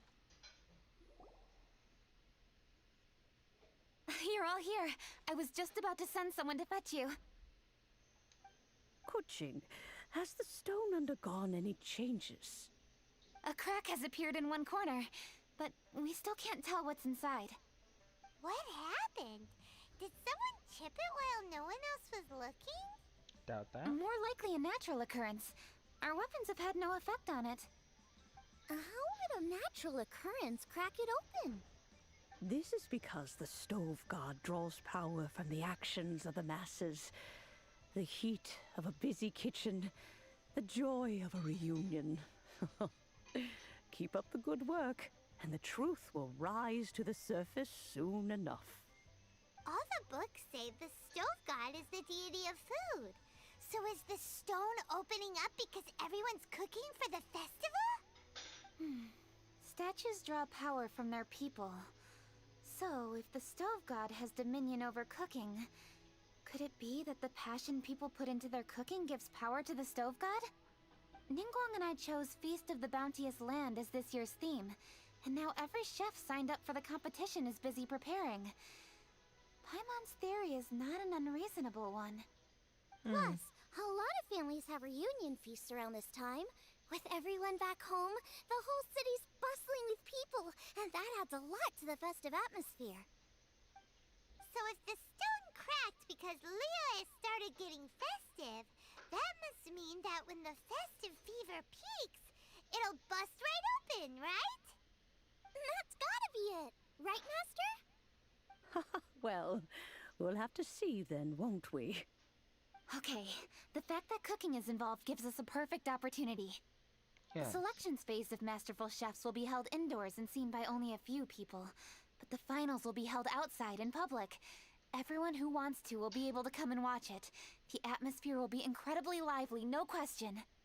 And when the finals end, boom! We'll get to see who the Stove God really is, right? It's definitely a possibility. Well, I've already signed up, so I should be able to help. Yes, for a chef as accomplished as yourself, getting to the finals should be a breeze. All this talk of cooking competitions is making Paimon hungry. Oh, Paimon can't wait! It'd be great if Paimon could take a nap and then wake up when it's the finals. Okay.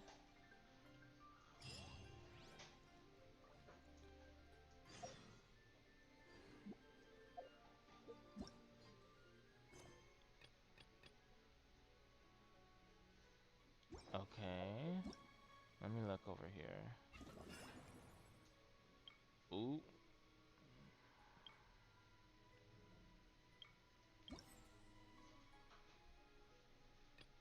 We did this. Part 2. Oh, come on. Well, then how do I get the fever up? What's this? I can't pronounce that. I'm not gonna try.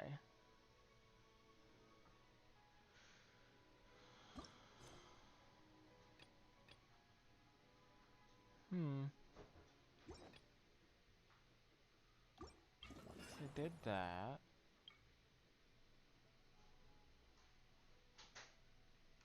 Event details. Okay. Okay. But it's not saying how we can get the fever up. Oops, something touched my back. That scared me.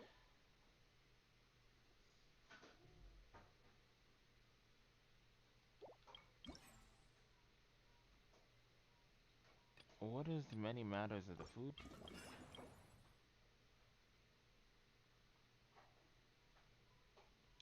Isn't it this? Wait, I'm so confused. Wanna come up? Yeah, it is this. Okay, let's go do this. Go!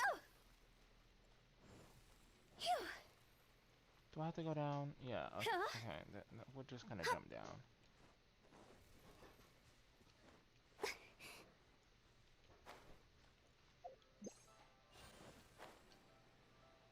Whee!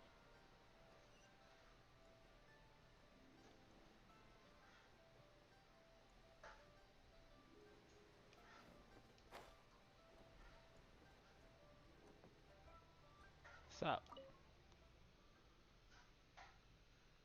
I need another... I need to place another batch of treasure chests, don't I? Ooh.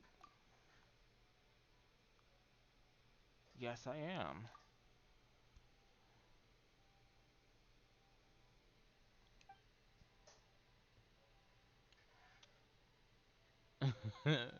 Oh no, not the dailies, anything but that. I'm not gonna say that though. I'm gonna ask what's the activities this time, because last time it was the pictures, which was interesting. Guild. Oh, this is. Oh, okay. This is the oculi thingies I'd have to go around Liyue and pick up. Those who find these charms can bring them back to us in exchange for various rewards. We also dispatched a group of adventurers to place a large batch of special treasure chests out in the wild. Oh, they really just want me to just go live for the rest of the week, don't they? These special treasure chests will come filled with all manner of goodies, which we've prepared just for this occasion. That's nice.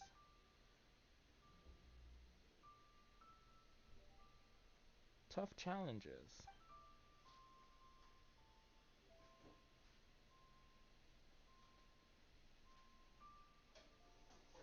And what does that have to do with the festival? Yeah, that's not all that different from normal commissions. Come on.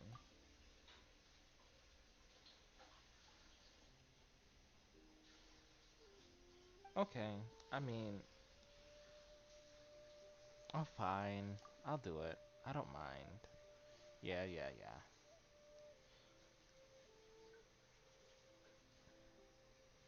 Cool. So I finished that, right?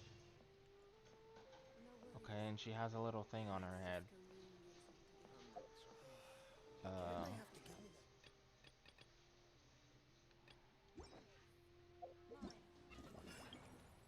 oh, okay. There's two of them that opened up. Bruh.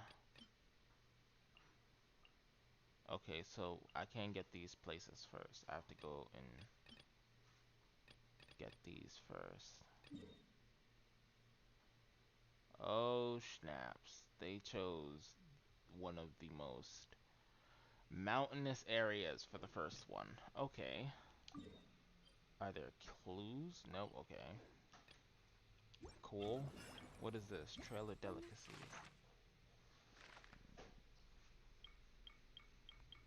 Oh.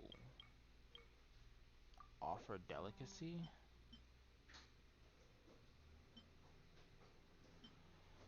What does offering delicacies do? Hold on. Sun's out. Powerful leaders are present among the foes that wander the Trail of Delicacies. These leaders have all kinds of special abilities. When each Trail of Delicacies area unlocks, you can offer up gourmet dishes to obtain matching trial comforts. Oh. Trial comforts can greatly help you in battle, but these buffs will only work during the Trail of Delicacies. Each of the 3 Trails of Delicacies regions have different trail comforts, and the comforts in one region will not take effect in another region. Okay. And these also, oh, they want me to go to Dragonspine. I don't want to go to Dragonspine. Why would you? Okay. And I guess this is a daily thing?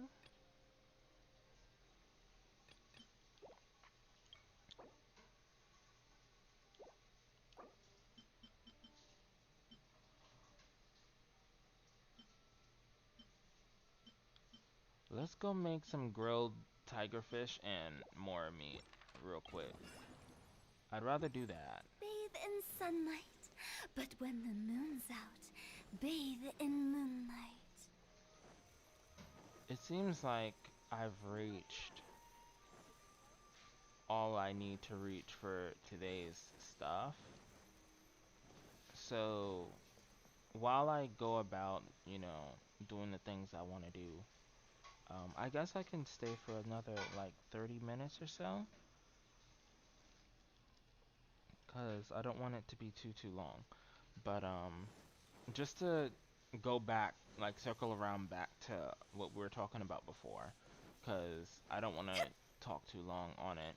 But I do want to give my opinions on the story, right? More meat. Well, this first. I don't have a lot of it, but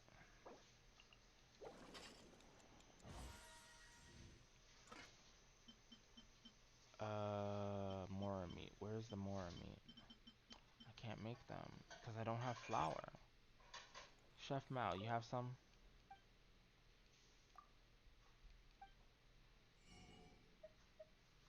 Yes, you do. Thank you.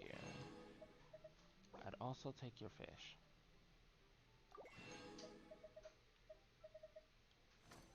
Oh, I think I may have. Just make a bunch of more meat. Oh, nope. Oh, this is an Ingguang special dish. Well, let's see what we can make. Is that Chiang Kun more meat? It looks pretty. Let's just leave it at that. Okay.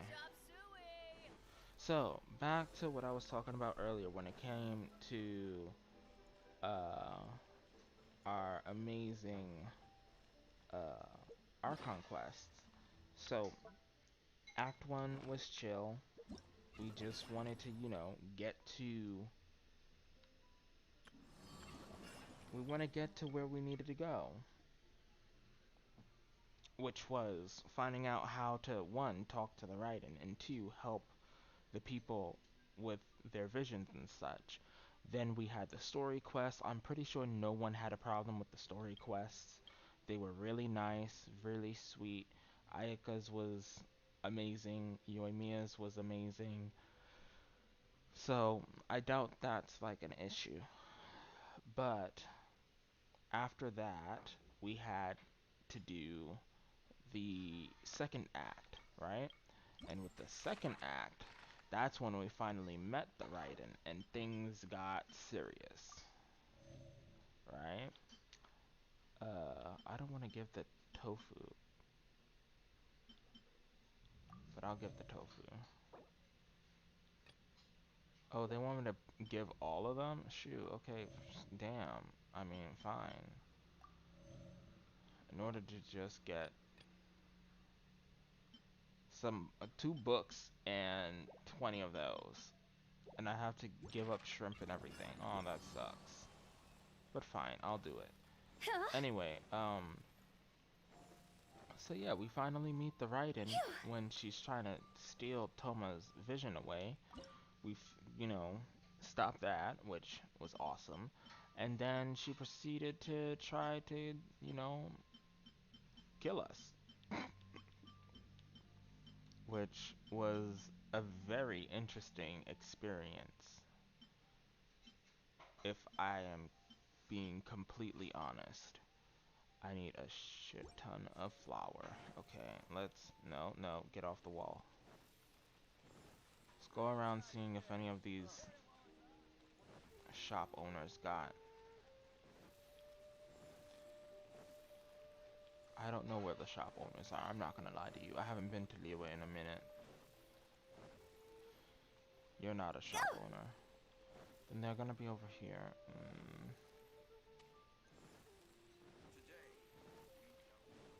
You don't have what I think you have, do you? But let's see. Flour? You have rice. You don't have flour. Frig. I'll take the rice.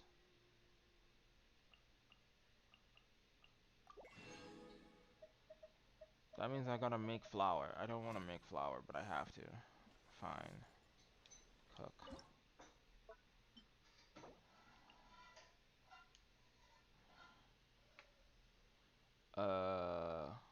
Let's make 60 flour. Confirm. Yes. That's gonna take a while, but in the meantime, we could just, I don't know. Do I just like to make people smile. Adventurer.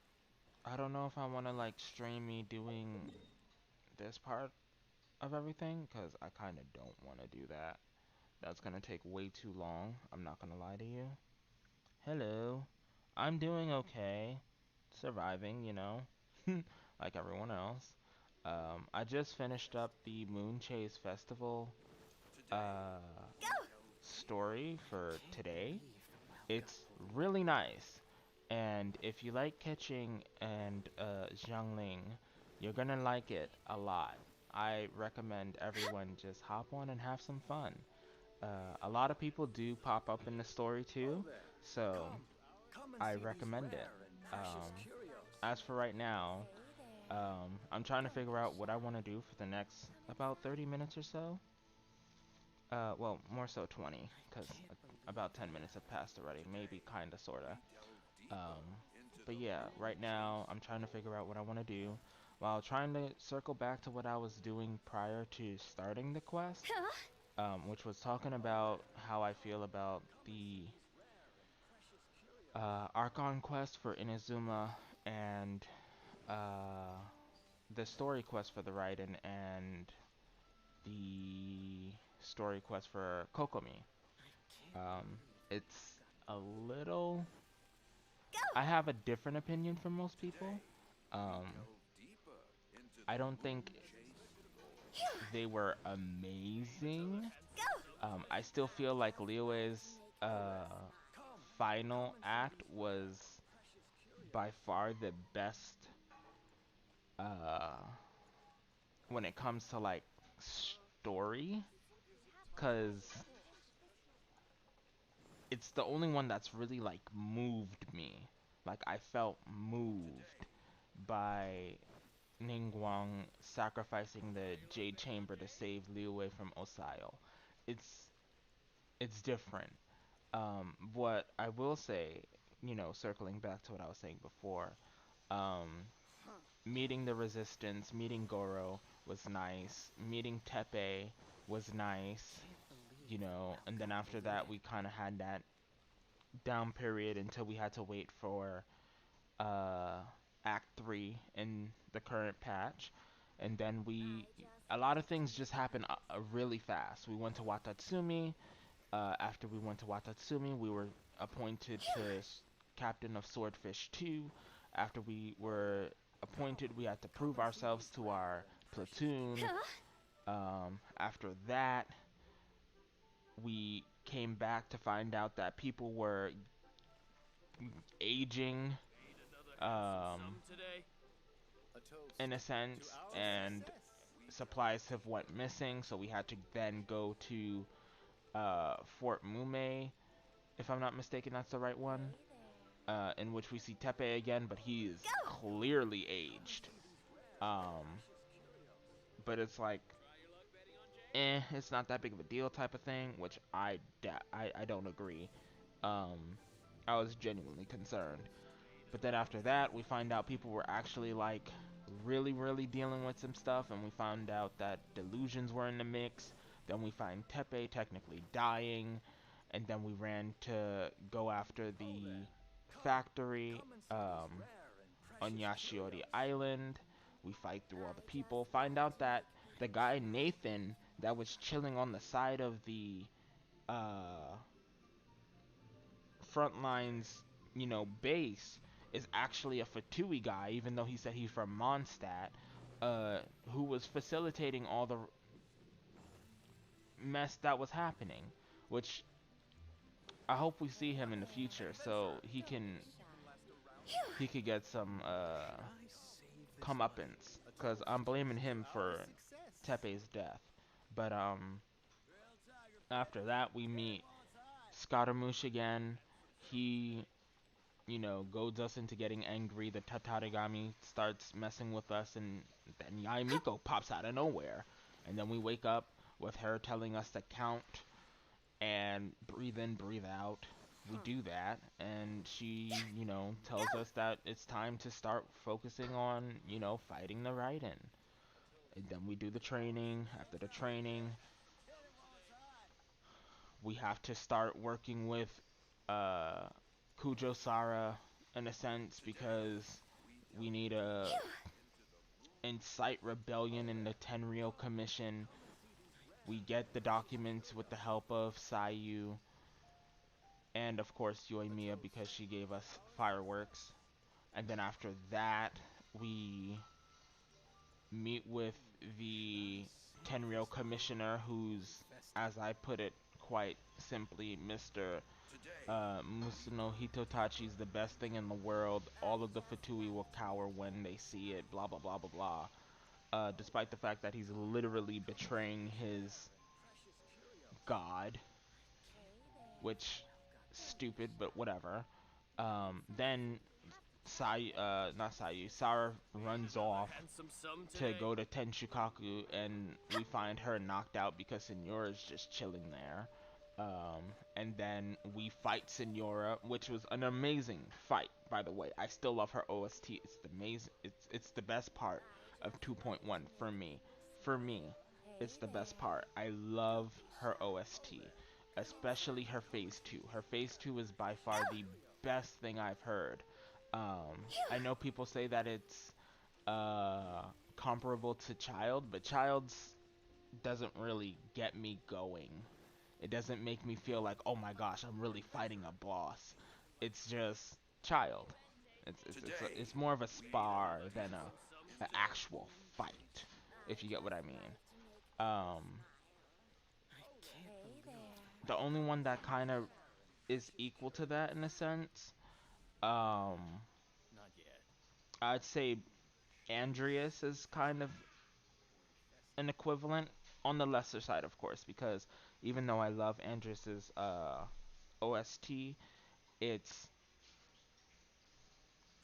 a little weird. But Ajdaha, his Phase 2, amazing. Very fun, very riveting. You're fighting something. And Senora's fight is just the same. And then after we beat her, she gets Musa no Hitotachi'd, and then there we go. We're on to the Raiden telling us, well, quite honestly, you won, so I'm gonna let you go. And when I find people get confused, because they're like, oh, she lied to us.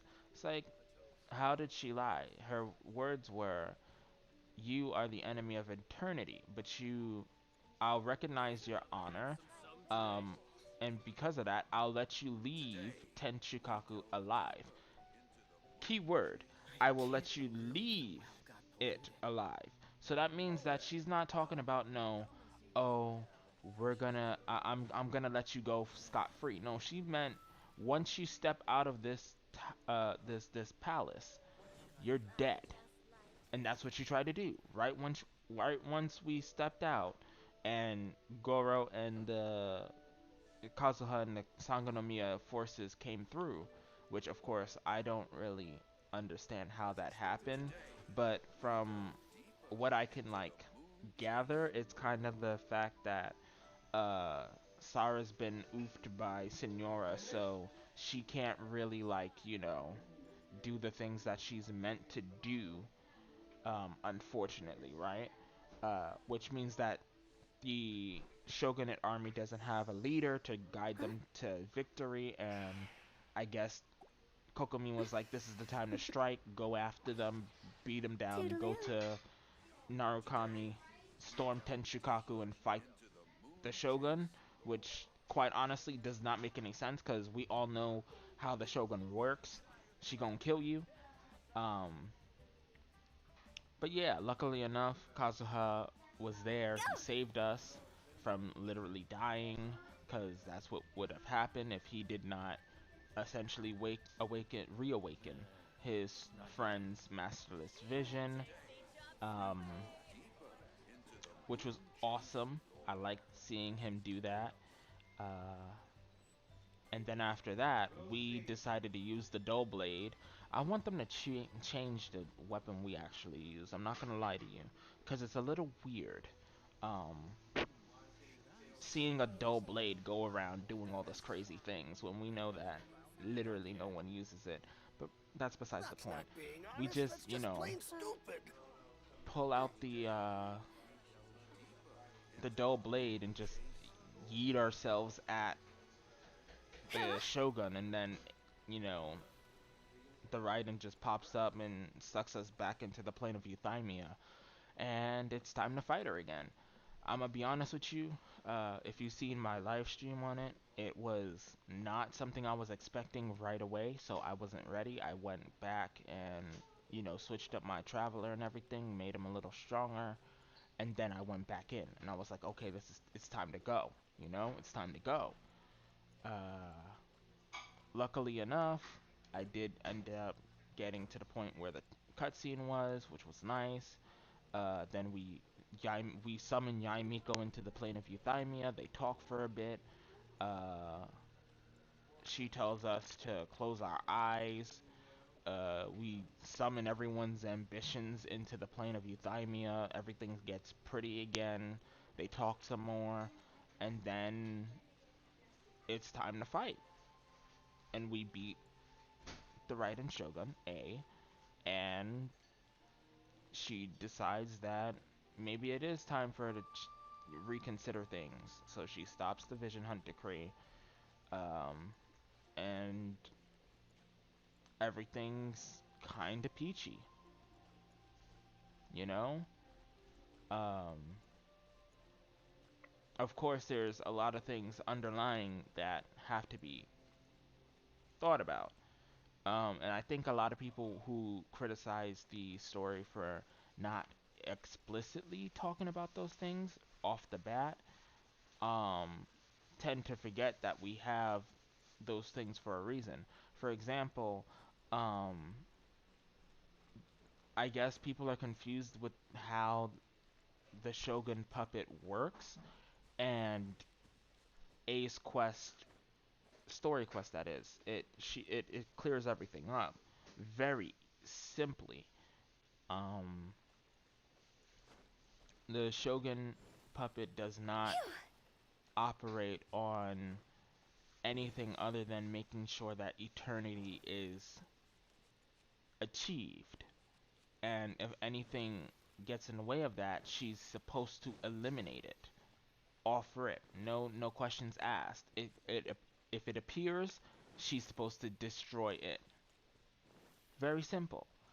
And it's also, um I know Tectone put it in the way of, oh, we're just Well, it was I think it was Tectone who was like, it's not about her, it's more about the world around her. Um, if I'm remembering that correctly.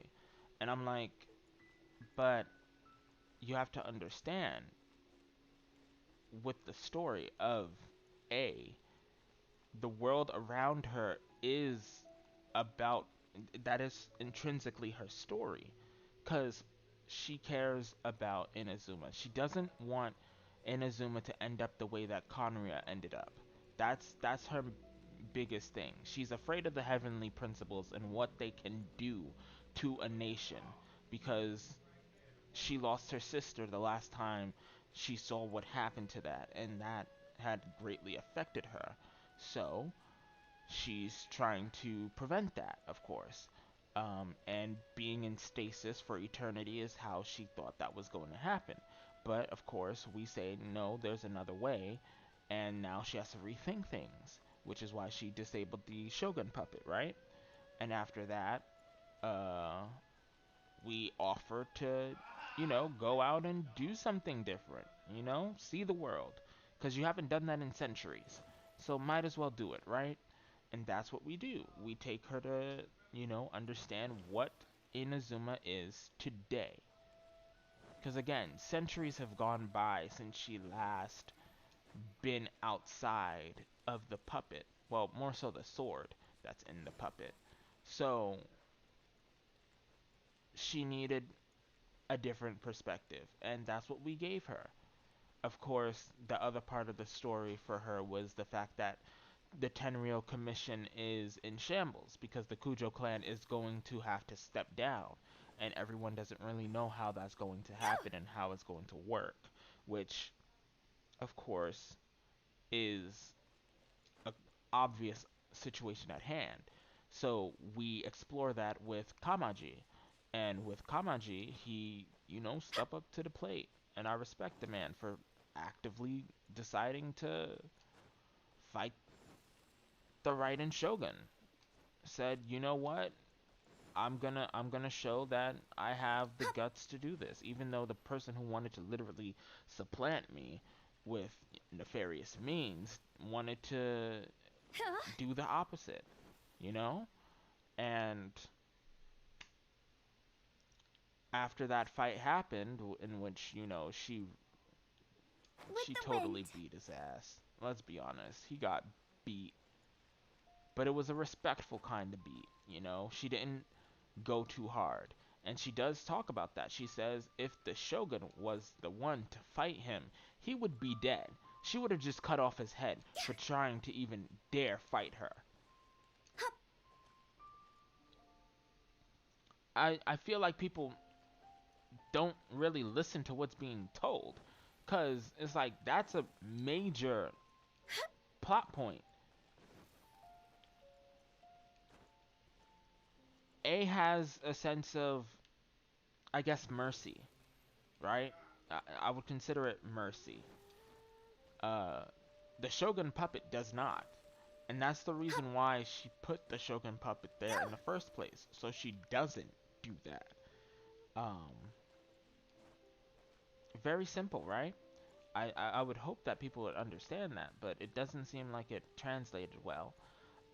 Anyway, uh, moving on to Kokomi's story quest. This one was...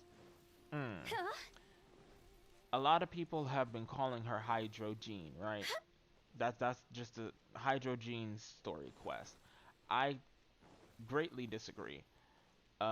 Because remember, Jean is the acting Grandmaster of the Knights of Favonius. She's not the head.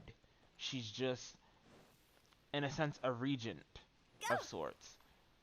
Someone who's there to rule or be the head until the head is either, in this case of a regent, either grows up to be old enough to be the head or comes back, right? So she doesn't have to deal with all of the burdens forever. Yes, she is the Lion Fang Knight. She's the Dandelion Knight. That's her job. That's her role. But outside of that role, she doesn't have to be the head of the Knights of Favonius once Varka returns from his expedition. Pretty simple, right? Um, Kokomi doesn't have that luxury.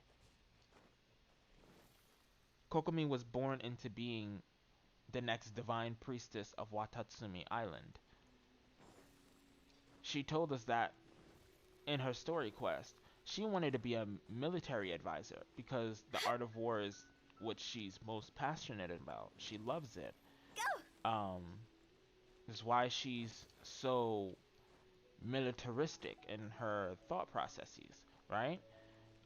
It's why she even uses that as something to fall asleep to,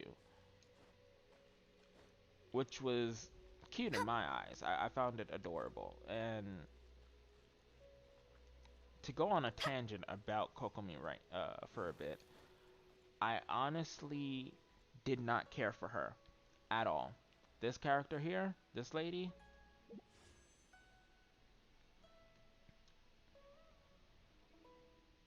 had no care in the world for her. Didn't even bat an eye. It's like, oh, she existed. Okay, whatever. Has nothing to do with me. Um, but through her story quest, I came to really appreciate who she was. And that has changed my perspective on a lot of things, quite honestly. Um, so, cutting off from the tangent and circling back, I want to also point out, let's be honest, in Gene's story quest, we see that quite honestly, and again, I'm going to say this quite honestly, the people of Mondstadt are very lazy. Because Margaret wasn't here asking Jean, out of all people, Jean, to come out of her way from doing her duties as the acting Grand Master to do something important. No, she wanted her to help her find her cat.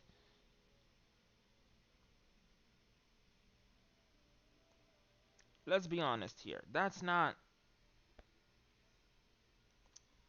really congruent with how things should be going. Why are you asking her to find your cat? But in the same line, when we look at the people of Watatsumi and we go to the scene in which, people are actively like, hey, Divine Priestess, I see you here. Let me talk to you about this, that, and the third. First person talks about their daughter joining Sangonomiya Shrine. Well, not joining, but signing up to be in the shrine to become a shrine maiden and working directly under Kokomi. That's important because now she has essentially a new recruit to oversee. Then we get to the next person who pops up. What did he say? Hey, the agricultural situation has been like X, Y, and Z. Let me catch you up to speed. Then the third person comes through. They ask about us. Isn't that the captain of Swordfish too? Are they staying? What's happening with them? These are all important questions that people are asking. Either asking or informing, of course. Because the first one's like, my daughter's going to be working right under you. The next one's literally food for their entire community. The next one, the military. Hey, how is the person who literally technically won the war for us? Are they staying here? What's the situation? What is going on with them? I feel like people don't take that into account as much, which sucks. And the other thing about her quest is we have a strict and explicit view of how the resistance is doing. Quite honestly. Let's be honest. The resistance is they're not doing so good. Let's put it like that. Um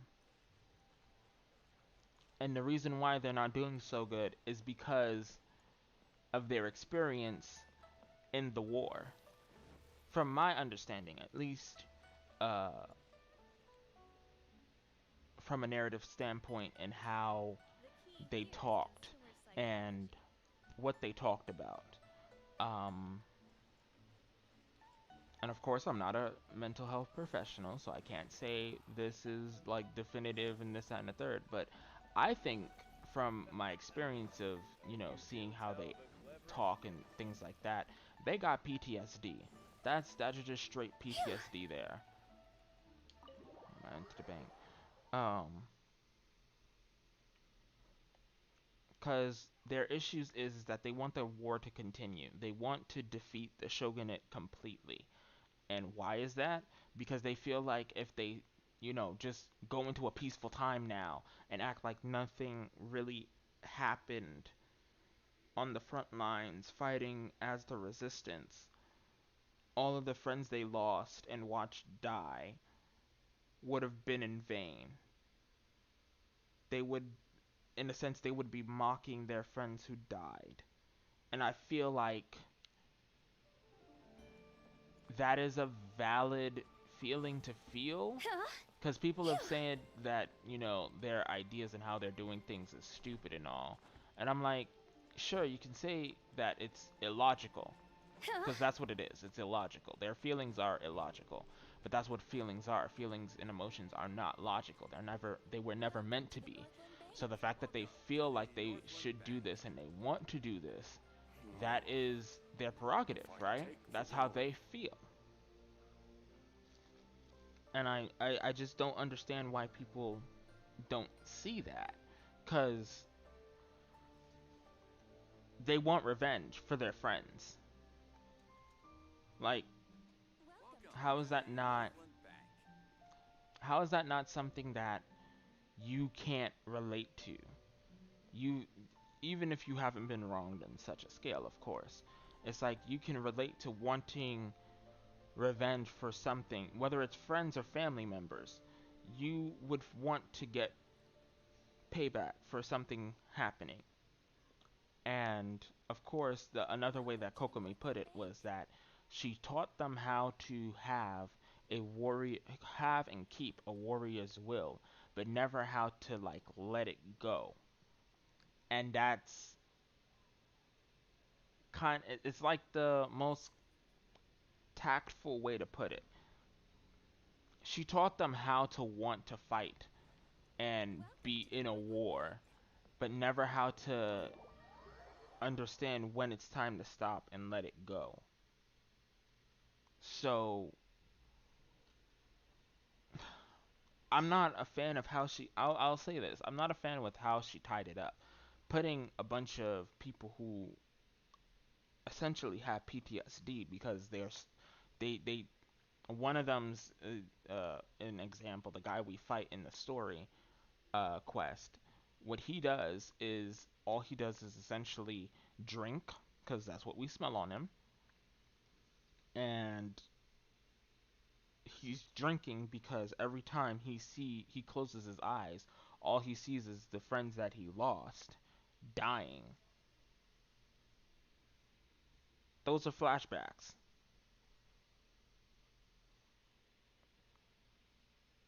Quite honestly. So I don't see why she made them essentially another platoon of sorts uh, to protect Watatsumi. I don't feel like that was like the best thing to do, cause it seems sort of counterintuitive of sorts. I mean, yes, you keep them in a position where they don't necessarily have to let go of their warrior's will. Yes, but I feel like they should address their health first. I know that Genshin doesn't really seem to have that in the world, but I feel like that should be addressed. At least personally. That's my one gripe with her story quest. But other than that, for the most part, it's good. I liked it. It showed me Kokomi in a different light. It made me appreciate her for who she is. I actually like her character. I'm struggling to actually not pull on her. If you look and see how many Primo Gems I have saved up. And mind you, this is the amount of Primo Gems I've saved up since my last pulls on Raiden, which I could try to find the date for, but I don't think I would have it on hand. Um,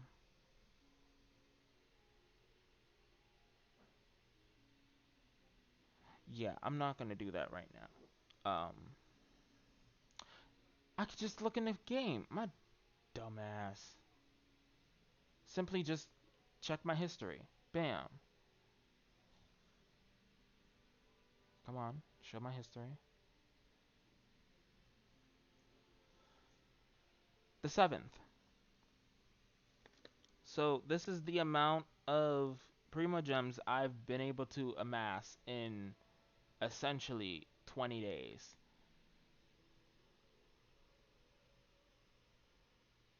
It's essentially 3 10 pulls and a couple after. You know, not a whole lot, but it's what I've been saving. I really want Primordial Jade Cutter because if I get that, then I can put it on Albedo. But of course, I don't have Albedo yet. I'm still waiting for him to have his rerun to get him because I joined shortly after Ganyu came out, unfortunately. So I didn't get to get, my chalk prints. But that's okay. I'll get him some way somehow later on. I also have 86 Acquaint Fates just saved up because I'm hoping that they will uh, do something with the banner soon. And if they do, then that means I'll have all that saved up. So then after I'm able to do whatever I need to do, a pull, what have you, during that time. But yeah, I'm struggling to decide on picking up Kokomi, because I like her character. I like how she is, and then on top of that, I like testing out different builds, and different ways to do damage. For example, let's go to the character archive real quick. Um, Certain people that kind of ring a bell for this type of situation would be Zhongli, of course, because of his Osmanthus wine tastes the same as I remember. because of his scaling on HP. Hu Tao also counts because she scales on HP. Silly churl, Billy churl, silly Billy, hilly churl. Ooh. Then we got Kazuha, who scales on Elemental Mastery. Even though all the animal characters do that, he was, in my opinion, distinctively the #1 that came out and said, hey, I need Elemental Mastery to really boost up your team's, strengths. And I appreciate that. Eula is another one, being that she's physical damage. Love that. I love it a whole lot. In fact, if you have her and you have Raiden, those two will go together perfectly because you're going to be doing super conduct every time you use her skill and her burst along with Raiden's E, which then lowers their opponent's physical resistance a lot, and then her E also lowers the physical resistance. So it's just physical resistance uh, decreasers across the board. Beautiful. Rosaria being another physical damage user, but also heavy on crit rate and team synergy and everything like that. I love that. Of course, Ganyu being a shotgun, essentially. I love her too. I haven't used her a whole bunch, but I want to get back into using her. I feel like I need a better bow for her. I have the Skyward Harp on her, but still. Um, Yoimiya is another one. I love this girl. I recently really built her up. Um, no, that's not what I want to see. That's also not what I want to see. um, I'll go in here. I recently built her up. I gave her the Hamayumi, but I feel like I can give her something else. I wanted to give her the Viridescent Hunt, but that's gonna take a while, because I'd have to build it up to at least level 80. I also kind of want to give her Skyward Heart, because I feel like she would appreciate the crit rate, and then on top of that, you know, being able to do the little cyclone thingy um, with the AoE attack would also be nice. Then on top of that, it also increases her crit damage by 20%, which, quite honestly, is amazing for her, at least. Um, I gave her a Crimson Witch set. One of the best so far that I have, not gonna lie to you, which I feel a little bad for because Hu Tao kind of deserves one as well, but she hasn't been able to get it, if you get what I mean. Um, I have crit damage on her because I will be thinking about getting crit rate up with a weapon. I just have to figure out which weapon I'm going to choose. Um, she's still C0. I didn't, delve into her too much. And I have her at 877. But yeah, I love her character. I love using her along with Raiden because overload for the win. Um, Zhao's another interesting one. I haven't touched him in a very long time though. Still have to get him better artifacts. This is not his polearm. I don't use this on him. Him and Rosaria actually share an R5 Blackcliff polearm. Um, Strictly because I don't use them together. I use them interchangeably. So if I'm gonna use Zhao, I'll give him that. If I'm using Rosaria, I'll give her it. Right now, she has it because I used her the most recently. But yeah, I still have to build him up a little more. Uh, get him to friendship level 10, because that's also a thing. But yeah, it's like I have all these different characters that I can work with, and Kokomi would be another one where it's like she doesn't have crit rate or crit damage, so she does her kit is very stable. Her damage is stable, so it's not like you're gonna be doing different numbers uh, every once in a while. It's all gonna be very consistent, which I would like. And then on top of that, she's a healer. I'm not a huge fan of healers, quite honestly, but I would make an exception because her kit kind of reminds me of a mix of Barbara and Mona. The only problem is that I wish her jellyfish, Habake Kurage, would actually um, aggro. It doesn't aggro, so the enemies don't go towards it. It just stays in one area, and if people are there, then it does damage to the people. If it doesn't, if no one's there, then it doesn't, which is a hit or miss. Um, I would rather it be a little bit more useful, like Mona's, because Mona's would actually, aggro, and them getting attacked or proccing the Hydro application would then allow for freeze comps, you know, vaporize comps, all that stuff. Hell, even electrocharged comps. It just works a lot easier. So I know that people tend to say like other people are better for Hydro application, like Singcho and Child, but I definitely think Mona is a great asset to being able to do that. That might also be my bias because I love Mona as a character. I worked hard to get the Whining Song to R5 because I feel like it is honestly her book. I feel like it's best for her. Of course, I got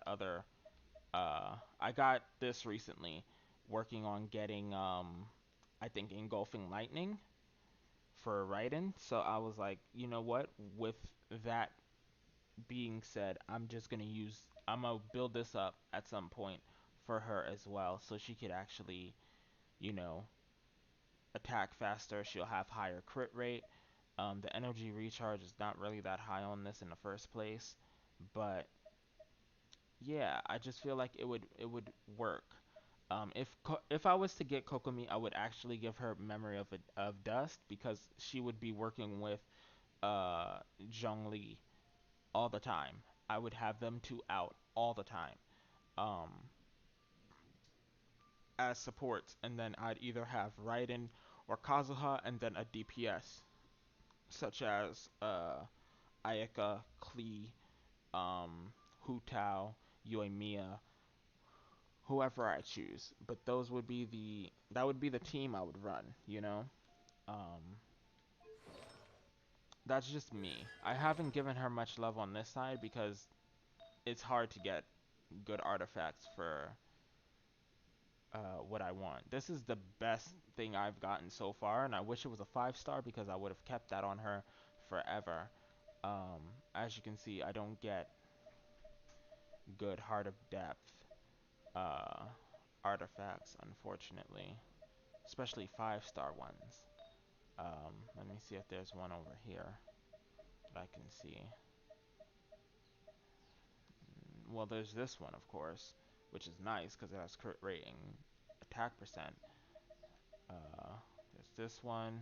This has crit rate as well, but it has defense, and I'm quite done with defense. I'm tired of defense as a whole. I like this one too because it has crit damage, but it has defense, and if it doesn't roll crit rate, then it's kind of useless to me. Um, Not gonna lie. Then we got this Sands that I have. Of course, there's also this, but I'm using this for Raiden because it's energy recharge. Um, Child has a 5-star attack one with no crit on it. Of course, hers has crit. Let's see. There's also this one. This is not bad as well, but it's Elemental Mastery. That's not what I want for my main one. And that's all the 5-star ones I have for that. She has the Hydro Damage Cup because I wanted to run Hydro Damage itself. Was not easy to get, not gonna lie. Um, Attack, Anemo Damage, Electro Damage. And that's all my cups. Oh, no, I have more. Attack. I don't want to run attack on her. Physical damage, attack, attack, geo damage. See, this is the things I have to live with. I did give this crit rate one to Ayaka because I needed her to have a crit rate circlet. Um, but this one has crit damage. If I give her the lost prayers of sacred winds, then she can probably have this because it would work. Um, but that's one of 3 hats that I have, and the rest are attack, as you can see. So I don't have much I can do for her. And I have her at C2. I thought I had her at C3, but it seems like I don't. Um, I don't mind. I love this one's actually a pretty nice one, regardless. And then this is also another good one to have because it uh, gives a charge attack. Thank you. It gives a charge attack off rip automatically, so she doesn't have to waste stamina, you know? I still have to work on her though. It's at 6, 3, and 4. So, yeah, there's a lot of work that's gonna go into my characters at some point, but it'll take time. Um, I've definitely talked a little more than I was supposed to, but I did touch on the points that I wanted to touch on. That being talking about this Archon quest for Inazuma, and then the story quest for Raiden and Toodaloo. Kokomi. So I think I'll just end it here. I've been talking for about 3 hours. I would like to, take a rest and probably hop on Destiny because that's the next thing I have to do. Um, being that I have responsibilities on there as well. When the sun's Um, out, bathe in sunlight. Either that or I will, what's the thing called? I'll do some of the event. Um, Nothing too crazy, just the preliminary stuff. I could have done this, but I think I'm gonna let that wait for now. Like, I'm not gonna rush it. I'll probably, in fact, I think I'll do it in 3 days, right? That's when they said that they're gonna let more stuff out. Yep, 3 days. So in 3 days, I'm hoping that this comes out, or at least I'm able to get something that gives fever. I don't know how that works. I'm not gonna lie to you. Um, or I can make it a video. I don't know. Whatever works. Um, I'll probably make that. Yeah, I'll probably do a stream instead, and then wait until this one's out so I could do both of them together, and then pray I figure out how I'm supposed to get this fever up, because they literally do not tell you. There's nothing here that says that it gives fever. Oh, it does. Okay, I have to do this, but it's only 50. And I'm pretty sure all of these only get 50. So that's 1, 2, 3, 4, 5, 6. That's only 300.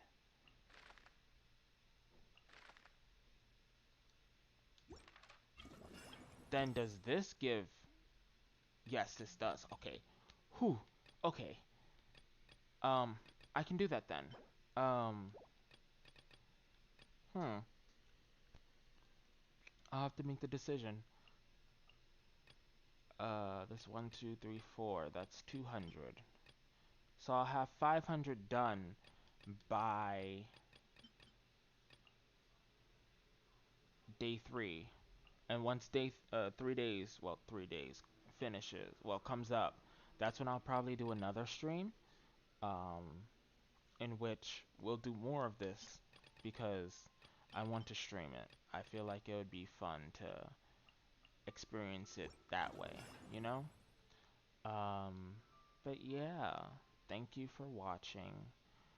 Uh, I appreciate all of you for stopping by, whether you're still here or not. Um, if you can, please like. If you feel like it, you can comment. But I will ask as well for you to subscribe so you can continue joining me for the many interesting uh, events and activities that will unfold for Genshin Impact as time continues. Uh, I needed that stretch. But yeah, thank you so much for stopping by. I will see you guys in another 3 days once everything else is back. I'll do all the boring exploring stuff later. But if anyone feels like I should actually stream the exploring part of things, just let me know and I will go out of my way to add that to the itinerary of things that we can do on stream. But yeah, I'm gonna call it a day here. I was given I think it's a pork chop, so I'm gonna go and eat the pork chop. Yeah. Um, Bye for now. Well, no, no, no, no. It's ciao for now. I keep forgetting that. Why do I do that?